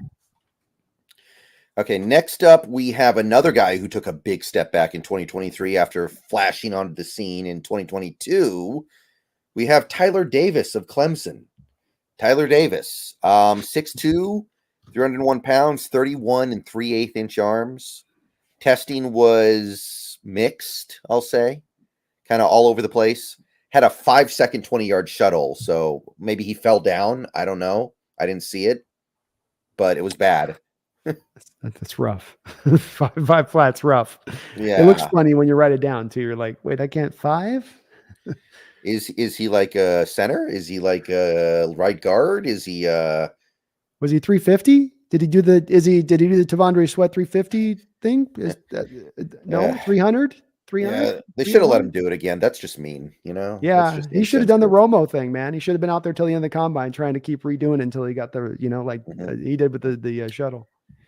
Yeah, but Walter Football really likes him. They have him 80th. They have him in the 3rd round, but everyone else has put him in around like the 5th now. Last year had 3.5 tackles for loss and half a sack. After a year where he had 9.5 tackles for loss and 5.5 sacks. So he took a couple steps back, but still an intriguing player, still on my radar. What do you make of Tyler Davis? Yeah, he's a flexible defensive lineman, I think, too, where you can give him a little bit of nose tackle, 3-tech with him, Brendan. I think he does give you a bit. He's not, I wouldn't put him full-time nose tackle, but, you can flip him in there every once in a while. He's shown some of that in his skill set. I think he's front and scheme fluid a little bit, which is going to help him out in where he does get drafted. He has an unusual ability to slide laterally faster than the man blocking him post snap, which is part of what helps him get laterally. Certainly helps him on those stunts. You're looking at another guy that might be taken by like the Cowboys with all the stunting they do, or Washington, I should say now with Dan Quinn. This would be that kind of guy. He can get upfield really fast. I think I wouldn't call him pure quickness, but relatively fast for his size. He's got a really nice rip move. That's his patented move to me, Brendan. Just that rip comes in and helps him get free. When he gets the old lineman on the edge, sorry, I was trying to find my notes on this. It's not showing there. So he's got a little bit of hand usage, a windmill over the top move he does to kind of clear himself. He doesn't got a lot he goes to. An initial bull rush where he can kind of bounce laterally off of it if he doesn't get a win with it. So there's some creativity to some of the things he does that's a little bit more unique than your average defensive lineman. But with that said, it wasn't the greatest of seasons here where you're expecting him to take that step forward. He doesn't have any kind of counters if he can't get the initial move to go. He's got a little bit of some tweenerness to him. He's not a full-on tweener, but to me, there's that little bit of tweener because I don't know if he's really fully on, can be a 3-tech or fully on be the 1-tech. I did kind of slide him again back in that 4th round because, like you said, it was accurate that this is a guy you're looking for that step forward this year. This guy last year's tape you watch went, okay, there's some exciting elements here. Elements I expect to see on a sophomore. Now junior, nail it in, right? Put your sign in the ground and say, hey, here, I'm going to go be a 1st, 2nd round guy. And you come back and you kind of put up about the same tape or a little bit behind the tape from the previous year. There's some wonder for me of why that occurs. If there's no injuries that you can kind of call upon, or they didn't start using you differently in the scheme somehow from the prior year to the next year, which they haven't here, in my opinion. So he's a tough eval to me, Brendan, a little bit for those reasons. Yeah, I like his ability to hold up against the run. Like you said, the nose tackle stuff, he can play a little bit of nose tackle. I like that he can hold up against double teams. I like his lower body strength. So there is some stuff to appreciate here, but at the same time, this is a passing league. He doesn't really have pass rush moves yet. He doesn't have the hands to maneuver through pass blockers. Leverage is a little bit of a struggle for him. So I'd put him in the 4th round. I think there's enough here to put him in the 4th round. Yeah. All these guys I wanted to like more with it from us looking last year, and I just remember us looking at him, but I turned back on the tape with him today because I was looking at both him and Ruke, and Ruke at least kind of was like, okay, yeah, I remember now. I like looking my notes on Ruke. I was like, okay, and I came back and just started adding more new notes on Tyler for what I was looking at. They weren't great notes. There was some bad for every good. There was a bad note I was putting on there, and I went, yeah, too many bads. Yeah, all right. Next up, we have another kind of nose tackle type, although I'm not 100% sure that's what he'll do in the NFL. McKinley Jackson of Texas A&M, the Aggies, 326 on a 6'1.5" frame. So he's a little bit thicker than most of these guys. 33 and 7/8 arms. Combine testing was really poor, which makes sense if he's going to be a nose tackle. Decent production the last couple years.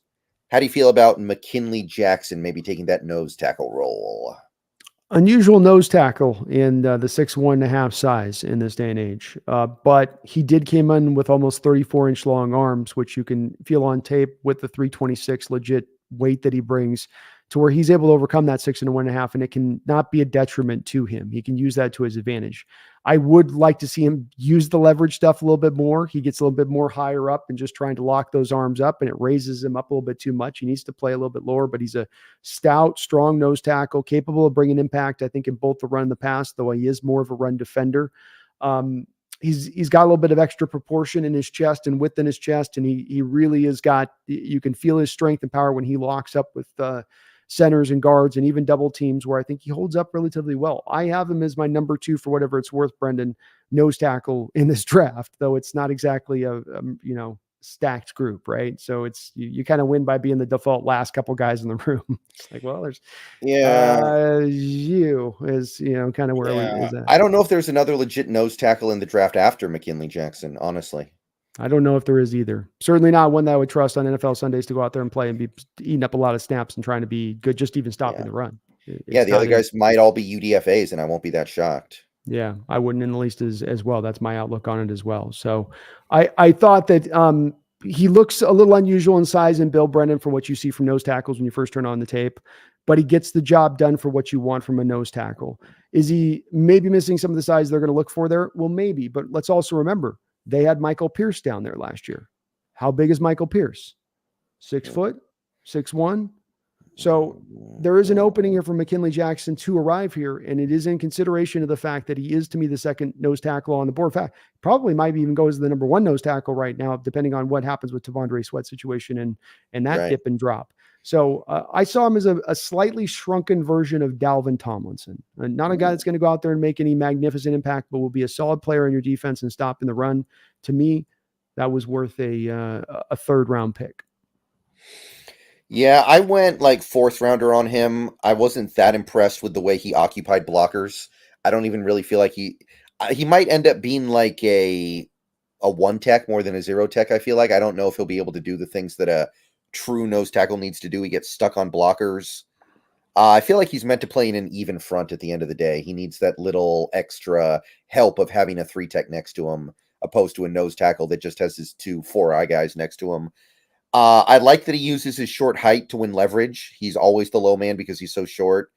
He launches into contact off the snap quickly. His first step is nice, but I don't know. He didn't quite suck in blocking attention the way I like. Understandable. Yeah. There's definitely something with him where I'd go late third, but I would go late third because I think he's going to come in and at least give you a good run stuffing defensive tackle down in there, and hard to find this draft. Mm-hmm. All right. Next guy, we're going back to the defensive tackle types, the defensive ends. Gabe Hall is the next guy we're going to take a look at here.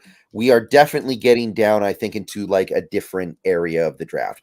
Before it was like, fourth rounders, a little bit of third rounders. Now I feel like we're getting down into where these guys might consider themselves lucky just to be drafted, where we're starting to approach that zone. Baylor Bears. I think there's a thing with Baylor Bears defensive linemen and not being any good in the NFL. You remember I've got a prejudicial nature towards Baylor defensive linemen. Mm-hmm. We've talked about every year we talk about this, Brennan. They produce one every year. I don't do them. Uh-huh. Can't do it. Can't win with them. Yeah, can't win with them, Brennan. Very interesting body type. 6'6", 291. So that's like Shelby Harris type stuff. 34.5-inch arms. Testing was good. He had a monstrous broad jump. Production last year was disappointing. He did not build on 2022. I think he got hurt and missed a couple games, but not enough to justify his complete drop-off. So, yeah, Gabe Hall, what do we think? I think he's a finesse tweener defensive tackle. Not quite quick enough to be a 3-tech. Not quite strong enough to hold down at the 1-tech. He does have some side-to-side bounce, which can help him a little bit as a pass rusher, but it's hit or miss. And when he gets neutralized, it's over with. He'll get completely ground to a halt. I like his pursuit and effort, but he has very limited athletic gifts, in my opinion. He has developed a kind of a nice push-pull swim move. So, he pushes the guy up, makes the guy think he's locking out with contact, then pulls him down, and then comes over the top with a swim move. And he can kind of go to that nicely. He also showed that off at the Senior Bowl a couple of times throughout the week there at the Senior Bowl, which was, I found interesting because there was sometimes he doesn't have a lot on tape. So what he did show on tape when that did come up, it did work. That's all he could kind of go to at times. I don't think he uses his arm length at all enough to his benefit, Brennan. If you're that long, you've got to use, especially at 6'6", because you're not winning leverage a lot of the time. I also felt like half the time he always seemed to step slow off the line of scrimmage, just where he was not coming out of his stance fast. I know he's 6'6", but there's guys we'll talk about in this draft, they're at that size that they're able to at least get off the blocks and not feel like they're hitting the slow motion button, which I thought showed up a lot. I just think he's kind of a tweener, late day 3 pick. I think he'll kind of join the assembly of a lot of defensive linemen out of Baylor. Just, physically very marvelous. Go look at Sean Oakland. Remember that Sean Oakman one? Oh yeah, back in the day. I mean, they all come out just monstrous and huge, and arms 40 inches long and 10 feet tall, and knocking cities over with one arm, and just can't play on the football field. Yeah, it's kind of too bad. I think he'd be a great fit in a 3-4 defense in that 4-eye role. I like the pop he hits with coming off the snap. I like that he sinks his hips, which he's going to have to. He's really going to have to get low. Mm-hmm. And he understands it pretty well. He uses his hands well, but he's going to get pushed around in run defense, not very strong. I mean, after watching him struggle so much at Baylor in 2023, I ended up putting him around the 5th or 6th round. Wasn't terribly excited with this one. So I'm there. Yeah, there's just nothing really exciting in what you saw from him, in my opinion. You gotta look beyond the measurables and go, okay, what you got? And there's a couple of guys in this draft that got some remarkable measurables. I'm a little bit like this with Miles Cole too at Texas Tech. It's like measurables are insane, but the play on the field is not quite there. Mm-hmm. Okay, so next guy is going to be the resident Alabama defensive lineman this year. They're not sending their best. They've definitely done better than this in recent years. Justin Eboigbe of the Crimson Tide, 23, 6'4", 297, 33 and 3/8 arms. Testing was pretty bad. But I'll tell you, the big boards are kind of eating him up. We've got a couple that put him up in the 3rd. And on the aggregate, he's currently like a 4th-round pick. Good production last year. 7 sacks as an interior defensive lineman's no joke. But what do you think about Eboigbe as a player?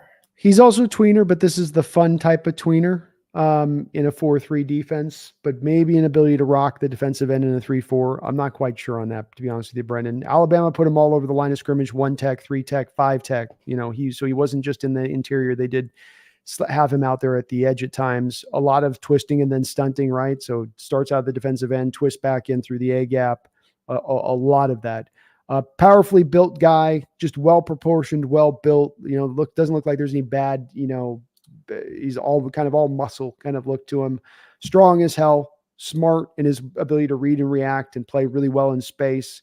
Part of why I think they were so comfortable in moving him all over that defensive line. You saw this with Chris Jenkins a little bit too. It's that awareness and understanding of what they're seeing in front of them from where they're being aligned at and being able to react to it really fast and quickly.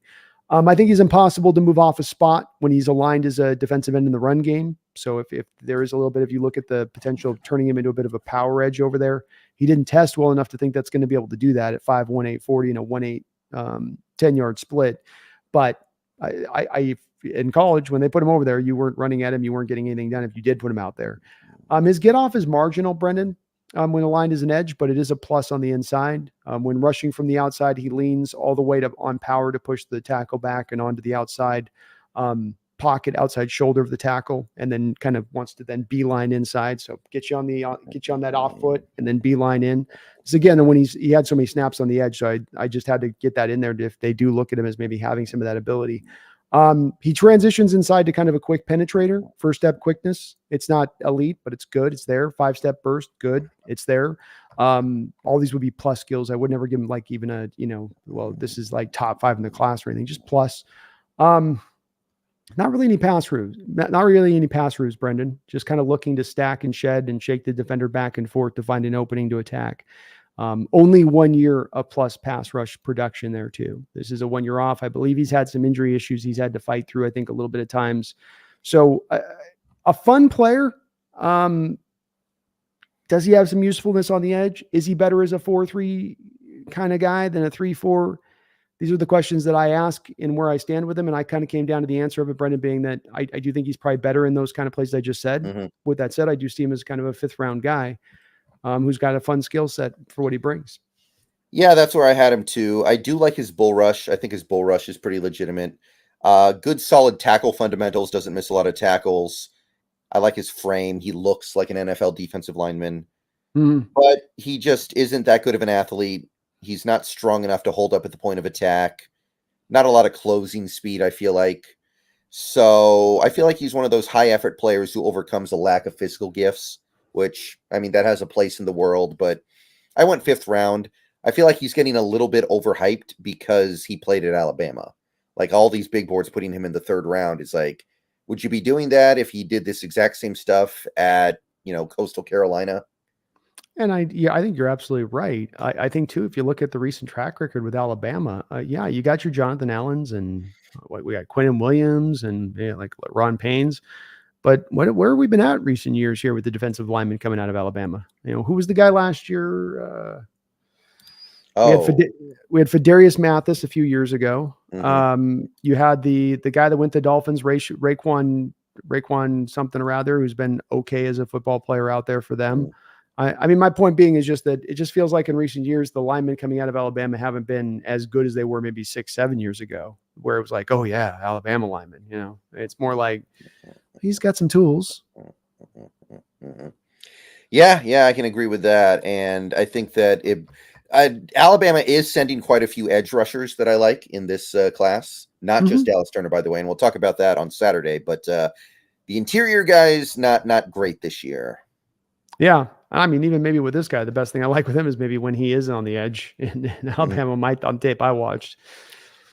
Okay, we got another Illinois guy. This is Jerzon Newton's buddy here, Keith Randolph Jr., 23 years old, 6'3.5", 296 pounds, 32 3/4 inch hands. Testing was pretty lackluster. Most of the big boards put him around the 6th or even 7th round at this point. Had nice production in 2022, and then 2023 fell off a cliff. So what are you making of Keith Randolph Jr.? He'd be a bigger 3-4 defensive end you normally see, but I think he can be kicked inside to 3 tech. He seamlessly played pretty well between 2 gapping or 1 gapping, which I did like, where a lot of these guys in this draft just tend to lean towards one or the other in the defensive line. Got a nice swim move. He uses with first step quickness to get free into the backfield at times. It was a flash more than I would say it was a consistent thing you saw. High motor. I think many of his sacks just came from fighting and keeping his heads up and being active. Quarterback climbs the pocket. He's there with a waiting arm, snatches him up. These kind of plays. He had an okay year. And then a real strong year the year before that. So another guy that didn't maybe have his best season. Now, Brendan, like you talked about with Newton, is that part because you lost so many of those great players on that Illinois defense for the prior year, and it's like, well, you're kind of rebuilding this year. Everybody's kind of having to get by at this point. I think there's a good point to be made within that on that, quite frankly. So I think he's got a solid all around game without anything that's got some sizzle to it. I don't think you go, well, he's just great at run. Well, he's great in the style and against the pass. He's got some okay flavor on both elements of things without any one being his true strength, I would say. But with that said, I don't know if there's a high top end to either, which does put me for him into that more 5th round area with Justin, the kid we just talked about. Yeah, I ended up throwing him into the 6th round. It's kind of an interesting combo here. Like, the main thing about him is that he's a pretty good gap shooter. He was really good shooting gaps in 2022, but he's not quick off the snap. So you wonder if those opportunities are going to get swallowed up in the NFL level. Overall, not offering very much as a pass rusher. I like that he understands leverage. I like that he was a team captain for Illinois, but he's not a good block shedder, not a good athlete. So he belongs in the league, but not by much. I think he'll be okay in an early down run defending role, but I'm not looking at him really until the 6th round. It's fair enough evaluation on him. I wouldn't argue with that one. Okay, next guy that I have listed here is Marcus Harris of Auburn. Marcus Harris, 6'2", 286, 32-inch arms. Testing was little below average, unremarkable. Big boards all over the place. CBS likes him a lot. They put him in the 4th. PFF puts him in the 6th, and the database puts him in the 7th. Productive last year for Auburn, 7 sacks, 11 tackles for loss, but not doing him big favors yet in terms of like draft stuff. So what are you thinking about Marcus Harris? I had a hard time with this evaluation too, Brendan, where I just didn't like him a lot at first. Then he warmed up on me with a little bit of his play. Top heavy 3 tech. He's played a ton of college football, but just only really blossomed this last year. He really came forward as a run defender with those 7 sacks in addition to it. So it's on both sides of his game. He mainly does it with strength and effort, and I would call it just a smidge of quickness. He's that guy that has some first step quickness, but then it really slows down really fast. And you start to feel him lumbering anywhere in space when he has to move 5-6 steps. It is, and the testing numbers with the 1-7-7 10-yard split show this out, where if you looked at him like that 10-yard split, and you looked at the first probably 3 yards, you'd be like, ooh, but it's gone, or even the first yard, I guess. But then it just goes so quickly after that.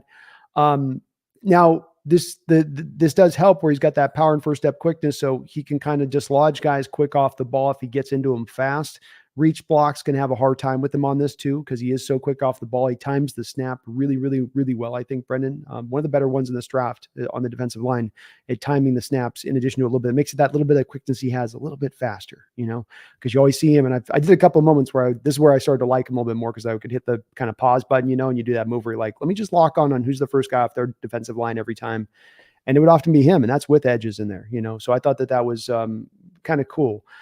He fires off the ball at ramming speed, and that's what he's doing. He's ramming your gates.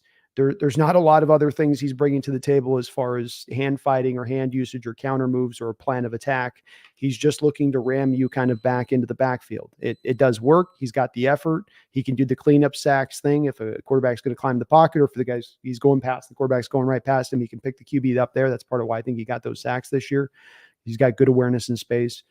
But 1 year production, and still that slowness in space bothers the ever-loving S out of me, Brendan Lawrence. Just like that. Okay, you got that initial quickness, but man, it doesn't sustain it all. And I think you need a little bit of that to sustain at the NFL level sometimes. If I need to get him to outside edge plays out of the defensive line, I don't think he can reach those plays, and that's where I have some concerns. But I think Seattle met with him. I think he was one of the guys they talked with. I think that sounds right. Yeah, I think you're right. But yeah, I like his quickness. I like his agility. A lot of gap shooting stuff that I like. He's got a nice little punch he uses to disengage from blockers. Good with leverage because he's a little bit shorter. But his ability to stack and shed is tough because he's got the short arms. He's undersized. Bigger linemen are going to dominate him a little bit. So I'm not really sure what to make of this one. I feel like he's meant to be a 3-tech and an even front so he can shoot gaps. But I do like the fact that he's offering some ability to stuff the run and some ability to rush the passer. So I feel like he's going to find a little bit of success in the NFL. I put 5th rounder on him. I put back into the 4th round because I thought that he plays stronger than his size. Some of these guys at 286, 290 play like 290. I think he plays like a 305, 310 guy at 286.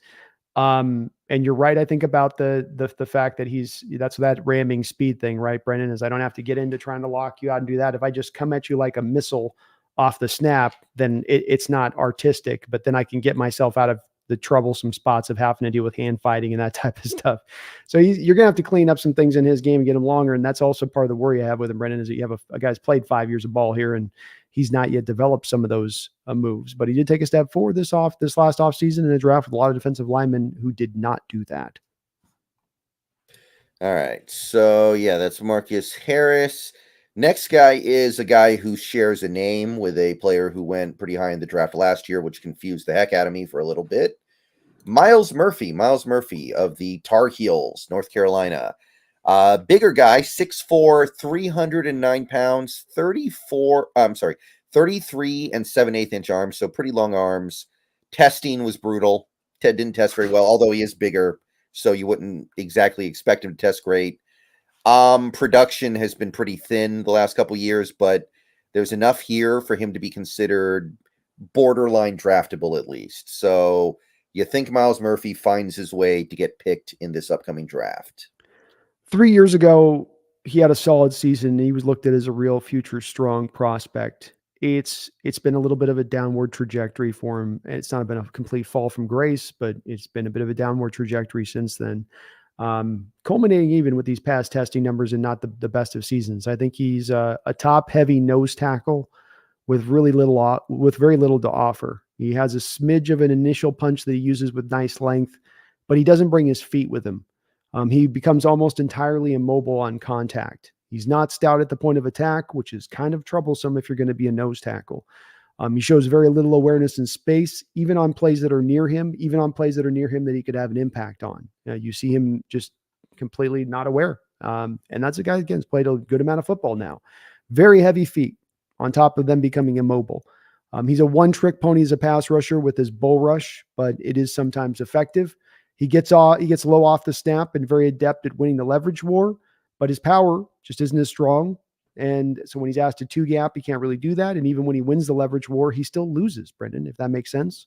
Where he doesn't give him the benefit it would normally give with every other player who would win that.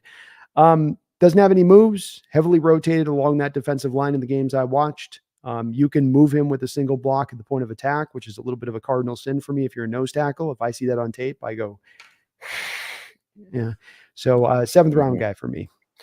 Yeah, I put him in the 6th mostly because I like his size, but yeah, there's not much to his pass rush, doesn't have lateral agility, leverage is a problem. I think he's pretty good at shedding blockers because he has decently long arms. And I did like his bull rush like you. I feel like he's going to be like an early down defender in the NFL at best. Like he'll be a capable run defender and give you nothing on passing downs. So I went 6th round. 7th round is probably more apropos, honestly, but right around there. I just wish I could trust his stoutness in the run game more. That's the part I really like. If you want, I'm good with you bringing that one trick as a nose tackle because that's been historically what does come with the nature of the beast here. But that it wasn't better and more consistent on what I was watching on tape, it was a little bit strange to me. Mm-hmm. All right, now we're getting down into a couple of these guys you may not have looked at. They're pretty far down. They're pretty deep. I had to do some deep digging to unearth these. So first guy I have is Jaden Crumedy of Mississippi State, a Bulldog. Did you have a chance at this one? I did indeed. Okay. 6'4", 301 pounds, 33-inch arms, big hands. Testing was actually above average. Tested okay. Big boards put him, well, ESPN actually has him in the 5th. CBS has him in the 7th. Aggregate has him in the 7th. PFF has him undrafted. So a little all over the place. Production last year was okay, and it was the best he's done in his career. So not really a big numbers guy, but is he anything in the NFL? Well, I think the first thing to consider with here is this is the Mississippi State defense, right? So this is the defense of Cameron Young last year. And one thing that I learned after watching a lot of the tape with Cameron Young is that it's very hard to evaluate the Mississippi State defensive linemen because they're doing so many games and they're doing so many specific responsibility things play in and play out that have nothing to do with necessarily one gapping or two gapping. It's a lot of scraping and straping and looping and, attack not the gap, attack into the shoulder of this player so this defensive lineman can sweep behind you here. So there's a lot of snaps that you just kind of end up throwing to the wind because of the fact that he's doing a responsibility. And it also makes it very hard to evaluate the film on players coming out of this program because they're sometimes just doing their responsibility and it might look like a rep loss, Brendan, or it looks like they're doing bad, but in actuality, they're not. I did like the snaps I did see from him. A very powerful man for the position with just enough athletic bounce. He's got a pro-ready rip move, but he goes to it too often, so it gets neutralized because guys start to expect it's coming. When he lands with his two hands right, coming up into the chest, the offensive lineman, he can knock them back off their feet. It's not there snap after snap, but I did feel like it did flash with those 33-inch long arms on that 6'5" build, so he's able to bring that a little bit. 4-year starter. He's got a slow burn. He's a slow burn defender with a Predators mentality is what I put in my notes. And what I mean by that, Brendan, is that this is not the quick win guy. This is the guy that he's going to keep, like what's that sound the Predator makes? He's got that noise it makes when it's tracking and they're showing you the Predator sight. And he's a little bit like that where he's always got his Predator sight kind of on you so that if he can get back into range to go make the tackle, maybe he's running back across the field 20 yards. Maybe it's just he's fighting and the running back's taking a step where he's trying to cut back across the grain and then he's ready to jump on it. But he's always got a kind of a Predators hunting mentality towards trying to find his way back to the ball carrier, even if he's not getting that initial quick win. And this may not seem like the greatest and biggest of skills, but remember, a lot of these guys we've talked about have said, well, he doesn't get the win and it's like a Brandon Dorles. They're going to shut it down. That snap's done. I lost. I'm going to show my belly. I'm going to roll over. And this isn't the kind of guy to me that's going to do that. I did like his effort. Not a lot of pass rush moves in his bag. He can get washed out in the run game. If his power doesn't lock in right, he's got to lock it in and hit it. But if it don't lock in right, the lineman can get him on the run game and take him for a bit of a ride. But I did like a little bit of potentially some 5th, 6th round area for him, late 5th, maybe early 6th, for what he brings to the table. Because I think there's a little something here. Yeah, I went 5th round on him. I actually liked him. A lot of power in his punches. I like the way he sheds blockers. I like his bull rush. I like his understanding of leverage. I think he's versatile. He can play in a 4-3 or a 3-4, even front, odd front. Holds ground against double teams better than you would expect a guy his size. I think his main issue is just he plays too aggressively, and sometimes he gets put out of position because of it, and he doesn't offer a lot as a pass rusher. He'll probably be one of those early down guys who comes out on passing plays, but that's okay. I think that he'll be good enough in that role to be worth a 5th-round pick. So I kind of liked him a little more than I thought I would. So yeah, Jacob Crumedy, I like what he's bringing. He had fun tape. Some of these guys didn't have as fun a tape. This guy's tape was a lot more enjoyable. Next guy is going to be Fabian Lovett of Florida State, the Seminoles. Did not test, so he's big. We know that. He's got 35.5-inch arms, which is a breath of fresh air in this class after looking at some of these other guys. True. I think he has the longest arms of any defensive lineman this year. I do believe that's right. Yeah. But ESPN's the only big board that has him getting drafted. So what do you make of him? Nothing really exciting here with him. Run defending defensive tackle. His background was mainly used as the 3 tech, but he also has a heavy amount of usage as a nose tackle. Against the run, he can both penetrate and 2-gap. When 2-gapping, he shows plus strength and then has the arm length to still go snatch the ball carrier. You know, one of those guys that he's locked up and the ball carrier's out here and you go, man, he's not gonna be able to make that tackle. And he just kind of pulls that big old hook out and sort of hooks the ball carrier as he's going past. You got a lot of those on his snaps, times of that happening. He's not so much about getting rid of the block, but dealing with the block and still making the tackle. You know, he's a lot of those guys too, like all of his tackles on tape are going to be the lineman still on and blocking Brennan. And then he's getting to the ball carrier. And as he's making the tackle, he's still being blocked, you know, versus the guy that slaps off the hands, gets free really quickly off the snap. And he's in the backfield, wreck and shop right off the jump. So he's not going to give you a lot of quick, easy, fast, early wins. As a pass rusher, there's very little there. Over nearly 1,000 pass rush snaps over his career. He has 5 total sacks, and only 6 quarterback hits. He knows how to use his long arms. I'll give him that. He's not one of those guys who got the long arms, doesn't know what to do with them. I like that. But I think there's some limitations to his upside. Fairly straightforward outlook on this guy. He's a 3 tech who becomes at best an early rundown defender. And then you're taking him off the field as a pass rusher. There is no pass rush upside here for me with him. And that put him into the 6th round for me. Yeah, I ended up going 5th round here because I think there's a little bit of upper level potential here because of the long arms. But yeah, no pass rush stuff. Didn't produce in college really at all. But I like the way he moves. I like his punch. I think he anchors down really well.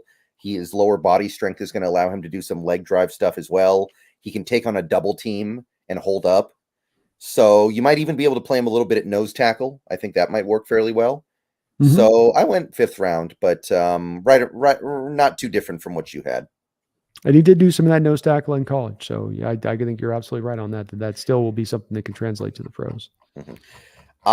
Next guy I had here, I didn't see him on your list. It's Jowon Briggs, I think is how you pronounce it. Did you look at this guy? I did not look at Jowon Briggs. Cincinnati Bearcat, 6'1", 297.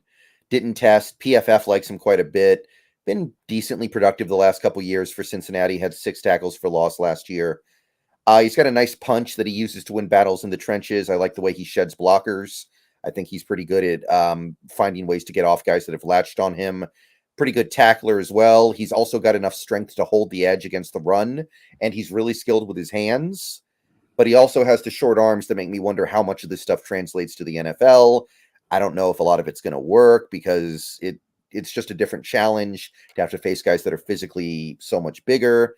Doesn't have a lot of athleticism, not going to be a big threat on passing downs. Misdirection seems to get him. He kind of bites on the first thing he sees. He falls for the eye candy. So rotational defensive lineman to basically play on early downs. So 6th round for me. That's what I had. Okay. And my final guy here on the defensive line, and I think you had this guy higher than I did. I think you liked him quite a bit. Logan Lee of Iowa, 24, 6'5", 281, 32 1/4 arms. Testing was actually really notable. He had some incredible scores in his testing and been productive for Iowa's defense the last couple of years, over 110 tackles over the last 2 years. So what did you think about Logan Lee? I think Logan Lee's being underrated a little bit in this draft, quite frankly, Brendan. I mean, when we live in a world where Braden Fisk is being elevated into places being talked about in the 1st round, I think this is a player that gives you very similar skill set to Braden Fisk. Like Braden, a little lighter than the normal 3 tech you'd normally look for, but he's like Braden, all effort all the time. He is strong enough to hold his ground at the point of attack and quick enough to provide some pressure. His arms are just a little bit longer than Braden, so I thought he had held up even a little bit better than Braden at that point. He's not the mover quite that Braden is, but he's also not super far from where Braden tested either. I think he's developed a variety of pass rush moves, including a bull rush where he grabs up under the arms, a rip, a slide swim move, two-handed swipe, and even more. So I think he's a fairly accomplished technician for the position coming out. Certainly his lack of girth can get him, taken for the ride in the run game, and sometimes he can't overrun his gap integrity. But he'll give you all he's got every single play. That's where, to me, it's like with Braden, I go, well, this guy will put him in a couple rounds past Braden, but if Braden's being considered at this value point, I don't know why this guy isn't also at least in the neighborhood, why he should be somehow in some different city as though he's on a different plane of existence, when I didn't see that big of a difference between the two players. He's got counter moves in his bag. He can become a little inactive as a pass rusher if he does get fully neutralized. But it seems if you have questions with him as a pass rusher, only being that there's 9 sacks in 3 years, he does give you a strong floor, projecting out to be a strong run defender as a pro. With his hand usage and technical expertise, I feel like he can still find production as a pass rusher too long term. He won't light the world on fire in this respect, but I think he'd be active and grab his share of high motor sacks and provide an overall well-rounded finished product. I had him for a while, even tempted to put him into the 3rd round. I will stick him into the 4th round, but I do like him into that 4th round because I think that he's got some legit skill. Yeah, I just found him to be a little undersized and not quick enough to maneuver around blockers in the way that Fisk is. He doesn't have the quick twitch that I think Fisk has, but I do think he's powerful. I like his explosiveness and agility. I think he's a good amount of strength. He's a good 3-4 fit theoretically. I think I ended up I think I had him in the 5th. So I'll maybe take another look at him and try to see if I can see some of the things that you saw. But I liked him decently, marginally. I think the thing to consider here with Fisk is that negative to the arm length thing, which is being kind of overlooked, is something he can't get over or get around. And where, you want 33 inches, this still guy's got well over an inch longer arms, and you feel his use of length better than what you get from Fisk. So Fisk has got him, like you say, built on beat on maybe the quickness, and some of that, and some of the explosiveness, maybe purely, but this guy's got a little bit more ability to be able to stand in there and stand kind of toe to toe and maybe two gap a little bit more than what you're able to do with Fisk. And that's where I'm not saying he's a better, Fisk deserves to be the better, slightly better prospect, but I don't think he's far away either. All right. That sounds fair. Upo, thank you for the $10 super chat. Defensive line, Mount Rushmore, Reggie White, Aaron Donald. Who else you got? Bruce Smith, Joe Green, Deacon Jones, JJ Watt, Alan Page. Thanks for all the content, guys. Go Hawks. That's a good question. It sort of depends on if Lawrence Taylor is considered an edge or a defensive lineman or not. And if you're not, because if he's more out, you're going, well, he's an edge. That's not defensive lineman here. Then he wouldn't be included. Yeah. Didn't the Giants run a 3-4 during that era? So because Bill Parcells was a 3-4 guy. Yeah. So he was more of an edge. So I would say Aaron Donald earned his way into being in there. I think that guy was, for as long as he was dominant, you have to give him his flowers. Reggie White's the guy that's talked about time and time again as the guy in his generation that people go to, over and over again, as a guy off as a defensive end that I'd have to probably put in there. Deacon's hard because he's so old school on that. Yeah. But certainly has a right to be in there. And honestly, I'd put him over JJ Watt because Deacon was at a time where they weren't even keeping track of sacks. Yeah. I've always been a big Alan Page guy. I've always liked him a lot. Former Viking is a really good player. Is a good player. Boy, I don't know. It's tough on this one. I would definitely put Donald and White.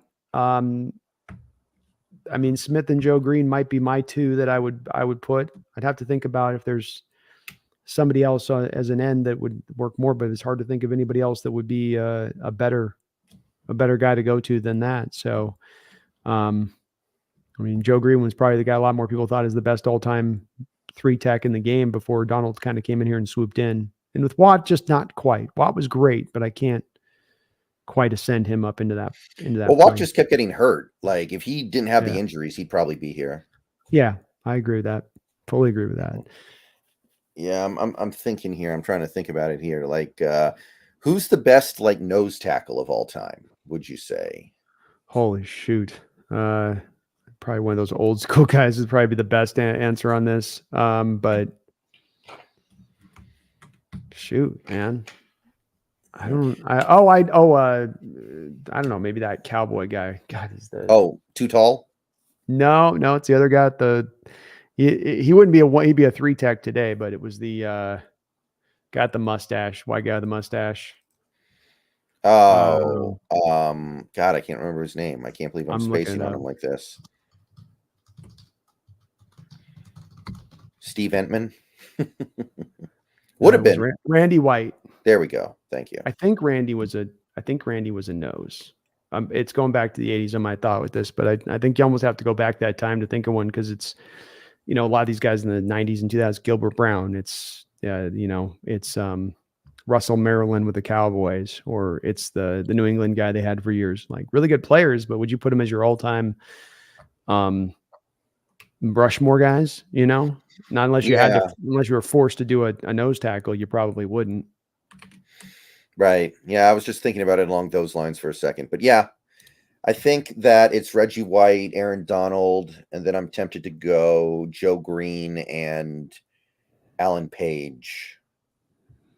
There you go. Right. Can't go wrong. Can't go wrong. Yeah, not really. Thank you, Ubo. Yeah, thank you, Ubo. I can't think of any other defensive ends, and I'm going through my mind too with who there was out there at defensive tackle, and nobody's super jumping out that I don't think we're forgetting. I'm sure the chat's like, this guy. Green 80, thank you for the $14 Canadian. Late to the party. Sorry, guys. Sounds like the intensity will be high in Seattle this season. Iron sharpens iron. Go Hawks. I can get behind that. Go Hawks, Green 80. And I think iron sharpening iron is a little bit of speaking towards, I think you're going to see an intensity in practice amped up. I think you're going to see more hitting and more of a willingness to try to make sure that they're prepping people, even if at the maybe risk of injury, which I'm willing to do. If I've got a risk injury and that's the only way to do it, to get these guys prepped for the season and the physicality of the season and to tackle properly, then so be it. That's what it takes. And if one guy or two guys goes down because you got to go that way, then I'm okay with that. Yeah. And now I saw this one tweet that I thought was really good. Mike McDonald now has something in common with Howard Schultz. What's that? They've both taken basketball away from Seattle. Oh, jeez. I know they made a big old deal. Like, there were social media posts that you felt like they were going to like cast like a dark shadow and like the silhouette of the hoop still there or something, the way that they were a little tear going down the eye of the reporters. But you don't try to be like Pete Carroll. Be your own man. I completely agree with that philosophy, regardless of whether or not people may have liked or not liked the basketball hoop. You got to be your own guy. Don't try to be like the guy you're replacing. 100%. It's going to come off as fake if you do that. And that's the authenticity you need to have as a coach for them to buy in. And if you are fake, players will smell it from a mile away. And this is part of going to the new. Brian Myers, thank you for the $1.99. Cortez Kennedy. I don't think he'd be the Mount Rushmore. He'd be up there. Did some great things, but definitely one of the all-time 3 techs in the sport. I think Tez does get behind Donald. I think he's behind the Steelers' Joe Green. Somebody else has mentioned in the chat Warren Sapp. I don't think Warren's quite there, but I do think Warren's probably ahead of Cortez Kennedy, not by a huge mark here. I mean, Tez has got his argument to be in the neighborhood with these guys, but Tez is more probably top 5 for a 3 tech all time. I mean, he's more in there with the John Randall at level of where he's at than he is with the upper crust to me. Quite upper crust. What was the guy on the 85 Bears? The 3 tech on the 85 Bears, was that Richard Dent? Richard Dent. No, Richard Dent. Yeah, Richard Dent. He had an insane playoff run that year, but actually you look at the rest of his career, it wasn't that like shockingly amazing. No, Bears were kind of like the Legion of Boom a little bit with that defense. It came in like a warm gust, blew everybody's socks off, and then it was kind of over very quickly onto the other side of things. Green 80, thank you for the $14 yet again. Aaron Donald, Reggie White, Warren Sapp, Myles Garrett. Well, we might be getting there with Myles Garrett. I think we got to wait at least a decade before we start putting that one out there, though. Yeah, Garrett's been really, really good from day one. Almost 89 sacks right now in his career, 300 tackles. Got in the league in 2017. So Green, I think that Garrett's is on the road to being that guy. If he puts another 4 years together, 5 years together of at this pace where he's at, and at that point that's going to be 140 sacks, then definitely we're going to maybe start to talk about him into that neighborhood of things for sure. Feels like TJ Watt might be the guy who piles up the most numbers from this era. Mm-hmm. Well, he definitely will if you put in the coverage stuff too, right? Because he's good. He's good in coverage off the edge as a 3-4 end, and that separates him from Garrett, who doesn't do any dropping off to the edge. But he seems to get sort of shaded by players, doesn't he, Brendan? TJ Watt. Like he doesn't seem to get the love you think he would for what he's done in his career. And he came in the same year as Garrett, and he actually has outproduced him. He's got almost 100 sacks already compared to the 89 of Garrett, and more tackles. And so you go, man, I don't understand, why he did, but he just doesn't get that love. So thank you, Green 80. Thank you, Green 80. Very kind of you. All right. You had one guy on your list that I did not have on mine, and I couldn't find anything on this guy, Zion Logue. So if you want to talk about Logue a little bit, I got nothing. But if you got something that's better than my nothing. Zion Logue. He's a Georgia defensive lineman. That is another little bit of a tough evaluation because of how many moving parts go into that defense. Brendan, just another defense. I think we got noted on some of these defenses, right? You remember it being talked about with Carter and Nolan last year, right? It's been going on, even going back to Trayvon Walker, where it's like, we can't look at his numbers because they do so many things in their defense with the blitz game and some of the what they're running with the games up front, that it's, again, a responsibility thing. It's a bit of the Mississippi State stuff to a lesser degree, I would say.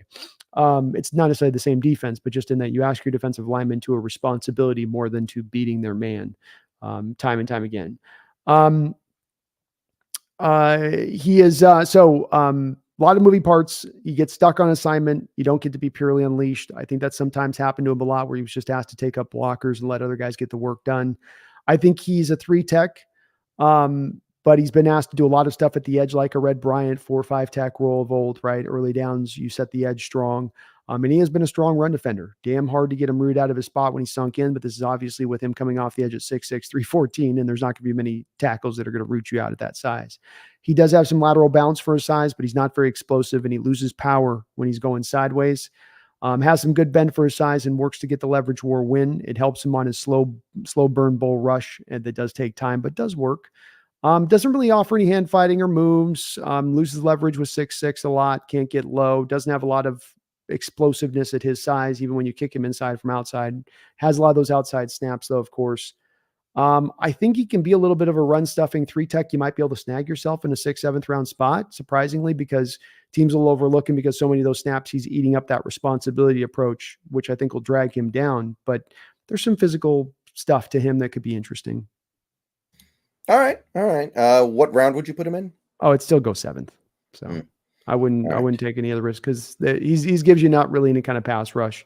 It's only in the run stuff, and then the run stuff you're not sure it's going to translate because there's so many snaps off the edge. It's not just purely running off the 3 tech inside of Georgia. All right. We had one more nose tackle that was on both of our lists. It's Justin Rogers of Auburn. 6'2.5", 330 pounds, 33-inch arms. Combine was kind of an embarrassment, but he's a nose tackle, so it's a little more okay. PFF likes him quite a bit. They have him in the 5th. Had a pretty decent couple years for Auburn. 2022, he had 35 tackles, part of a pretty decent Auburn defense that year, I think. But didn't really build on it in 2023. So what do you make of Justin Rogers? Tree trunk nose tackle. He's slow motion off the snap, in my opinion. I mean, Brendan, 24.5-inch vertical leap. Like, I can beat that by 6 inches and I can't jump. 8'3" broad, almost, getting up there in that 5 territory as far as his shuttle. He's got decent power, long enough arms for the smaller build that he brings the position, but he just doesn't root down well enough. He gets too driven far out of the hole too many times, always backwards a few steps after the snap, in my opinion. As a pass rusher, you'll find buses arriving more timely to the quarterback. He's not getting there. A lot of hand fighting, very little plan of attack, just tries to get by with effort. It's just slow out of his stance, no quickness to offer when he does get moving. I'm not really sure what he provides the NFL. This is my lowest rated defensive lineman of the ones that we've evaluated. Yeah, I think he's a decent meat and potatoes nose tackle. He's good with leverage, really hard to uproot off his spot, good power in his hands, can survive a double team, but he doesn't shed through blockers. He's not quick, he's not explosive, no pass rush value really, can't move laterally. So he's just kind of a prototypical narrow use case nose tackle. I wouldn't mind taking him in like the 6th round personally. Yeah, I instantly soured on him. He just was not for me. Mm-hmm. Yeah, I mean, this kind of player is starting to go extinct in the modern NFL, right? This is the kind of guy who's like only good on rundowns. It's tough. Yeah, only good rundowns and can't move. Mm-hmm. Because so much of the run game is getting lateral and having to actually get your big butt out there in space and get to the spot. All right, I did look at a few more nose tackles, although I don't know if any of them are actually going to get drafted or not because their stock is pretty low. But let me know if you had a chance to take a look at any of these guys. We had Jordan Jefferson from LSU. Nope. He's been fairly productive for LSU the last couple of years. He shoots gaps okay, better than you would expect a guy this size to do. He has a pretty good he launches off the ball quickly. His first step is kind of nice, launching into contact. He's got a lot of strength. He's probably going to be a better pro than he was in college. I kind of wonder if maybe he'll end up playing like a 3-tech role in the NFL because I feel like his best asset is breaking into the backfield with his first step and shooting the gap. So even though he played nose tackle in college, but with Wingo and Mason Smith, he might actually benefit from a different perspective on him. He might actually end up being a better 3-tech type. But I put a 5th round value on him. Oh, interesting guy stuck behind 2 guys that are getting drafted. So, sometimes those guys, it's not their fault. They're not better than the guys got drafted. Doesn't mean it doesn't necessarily have something to potentially offer. This next guy is a guy the Seahawks actually met with for a top 30 visit. So at least worth looking into a little bit. Christian Boyd of Northern Iowa. 6'4", 317 pounds, 31 and a quarter arms, which is brutal. He did crank out 38 bench press reps though. So, when you have the short arms, it's a little bit easier, but he did it. Decent production last year, a lot of power, strong punches, sinks the hips, but no pass rush moves to speak of. No, not quick, not agile. And given how he played in college, I think that short arm length might kill him in the NFL. Not many guys I don't think operating with that 31-inch long arms inside. So it is possible, but you got to bring some kind of extra great trait to the table that can overcome that at that point. And the last guy I looked at was Evan Anderson of Florida Atlantic. You familiar with him at all?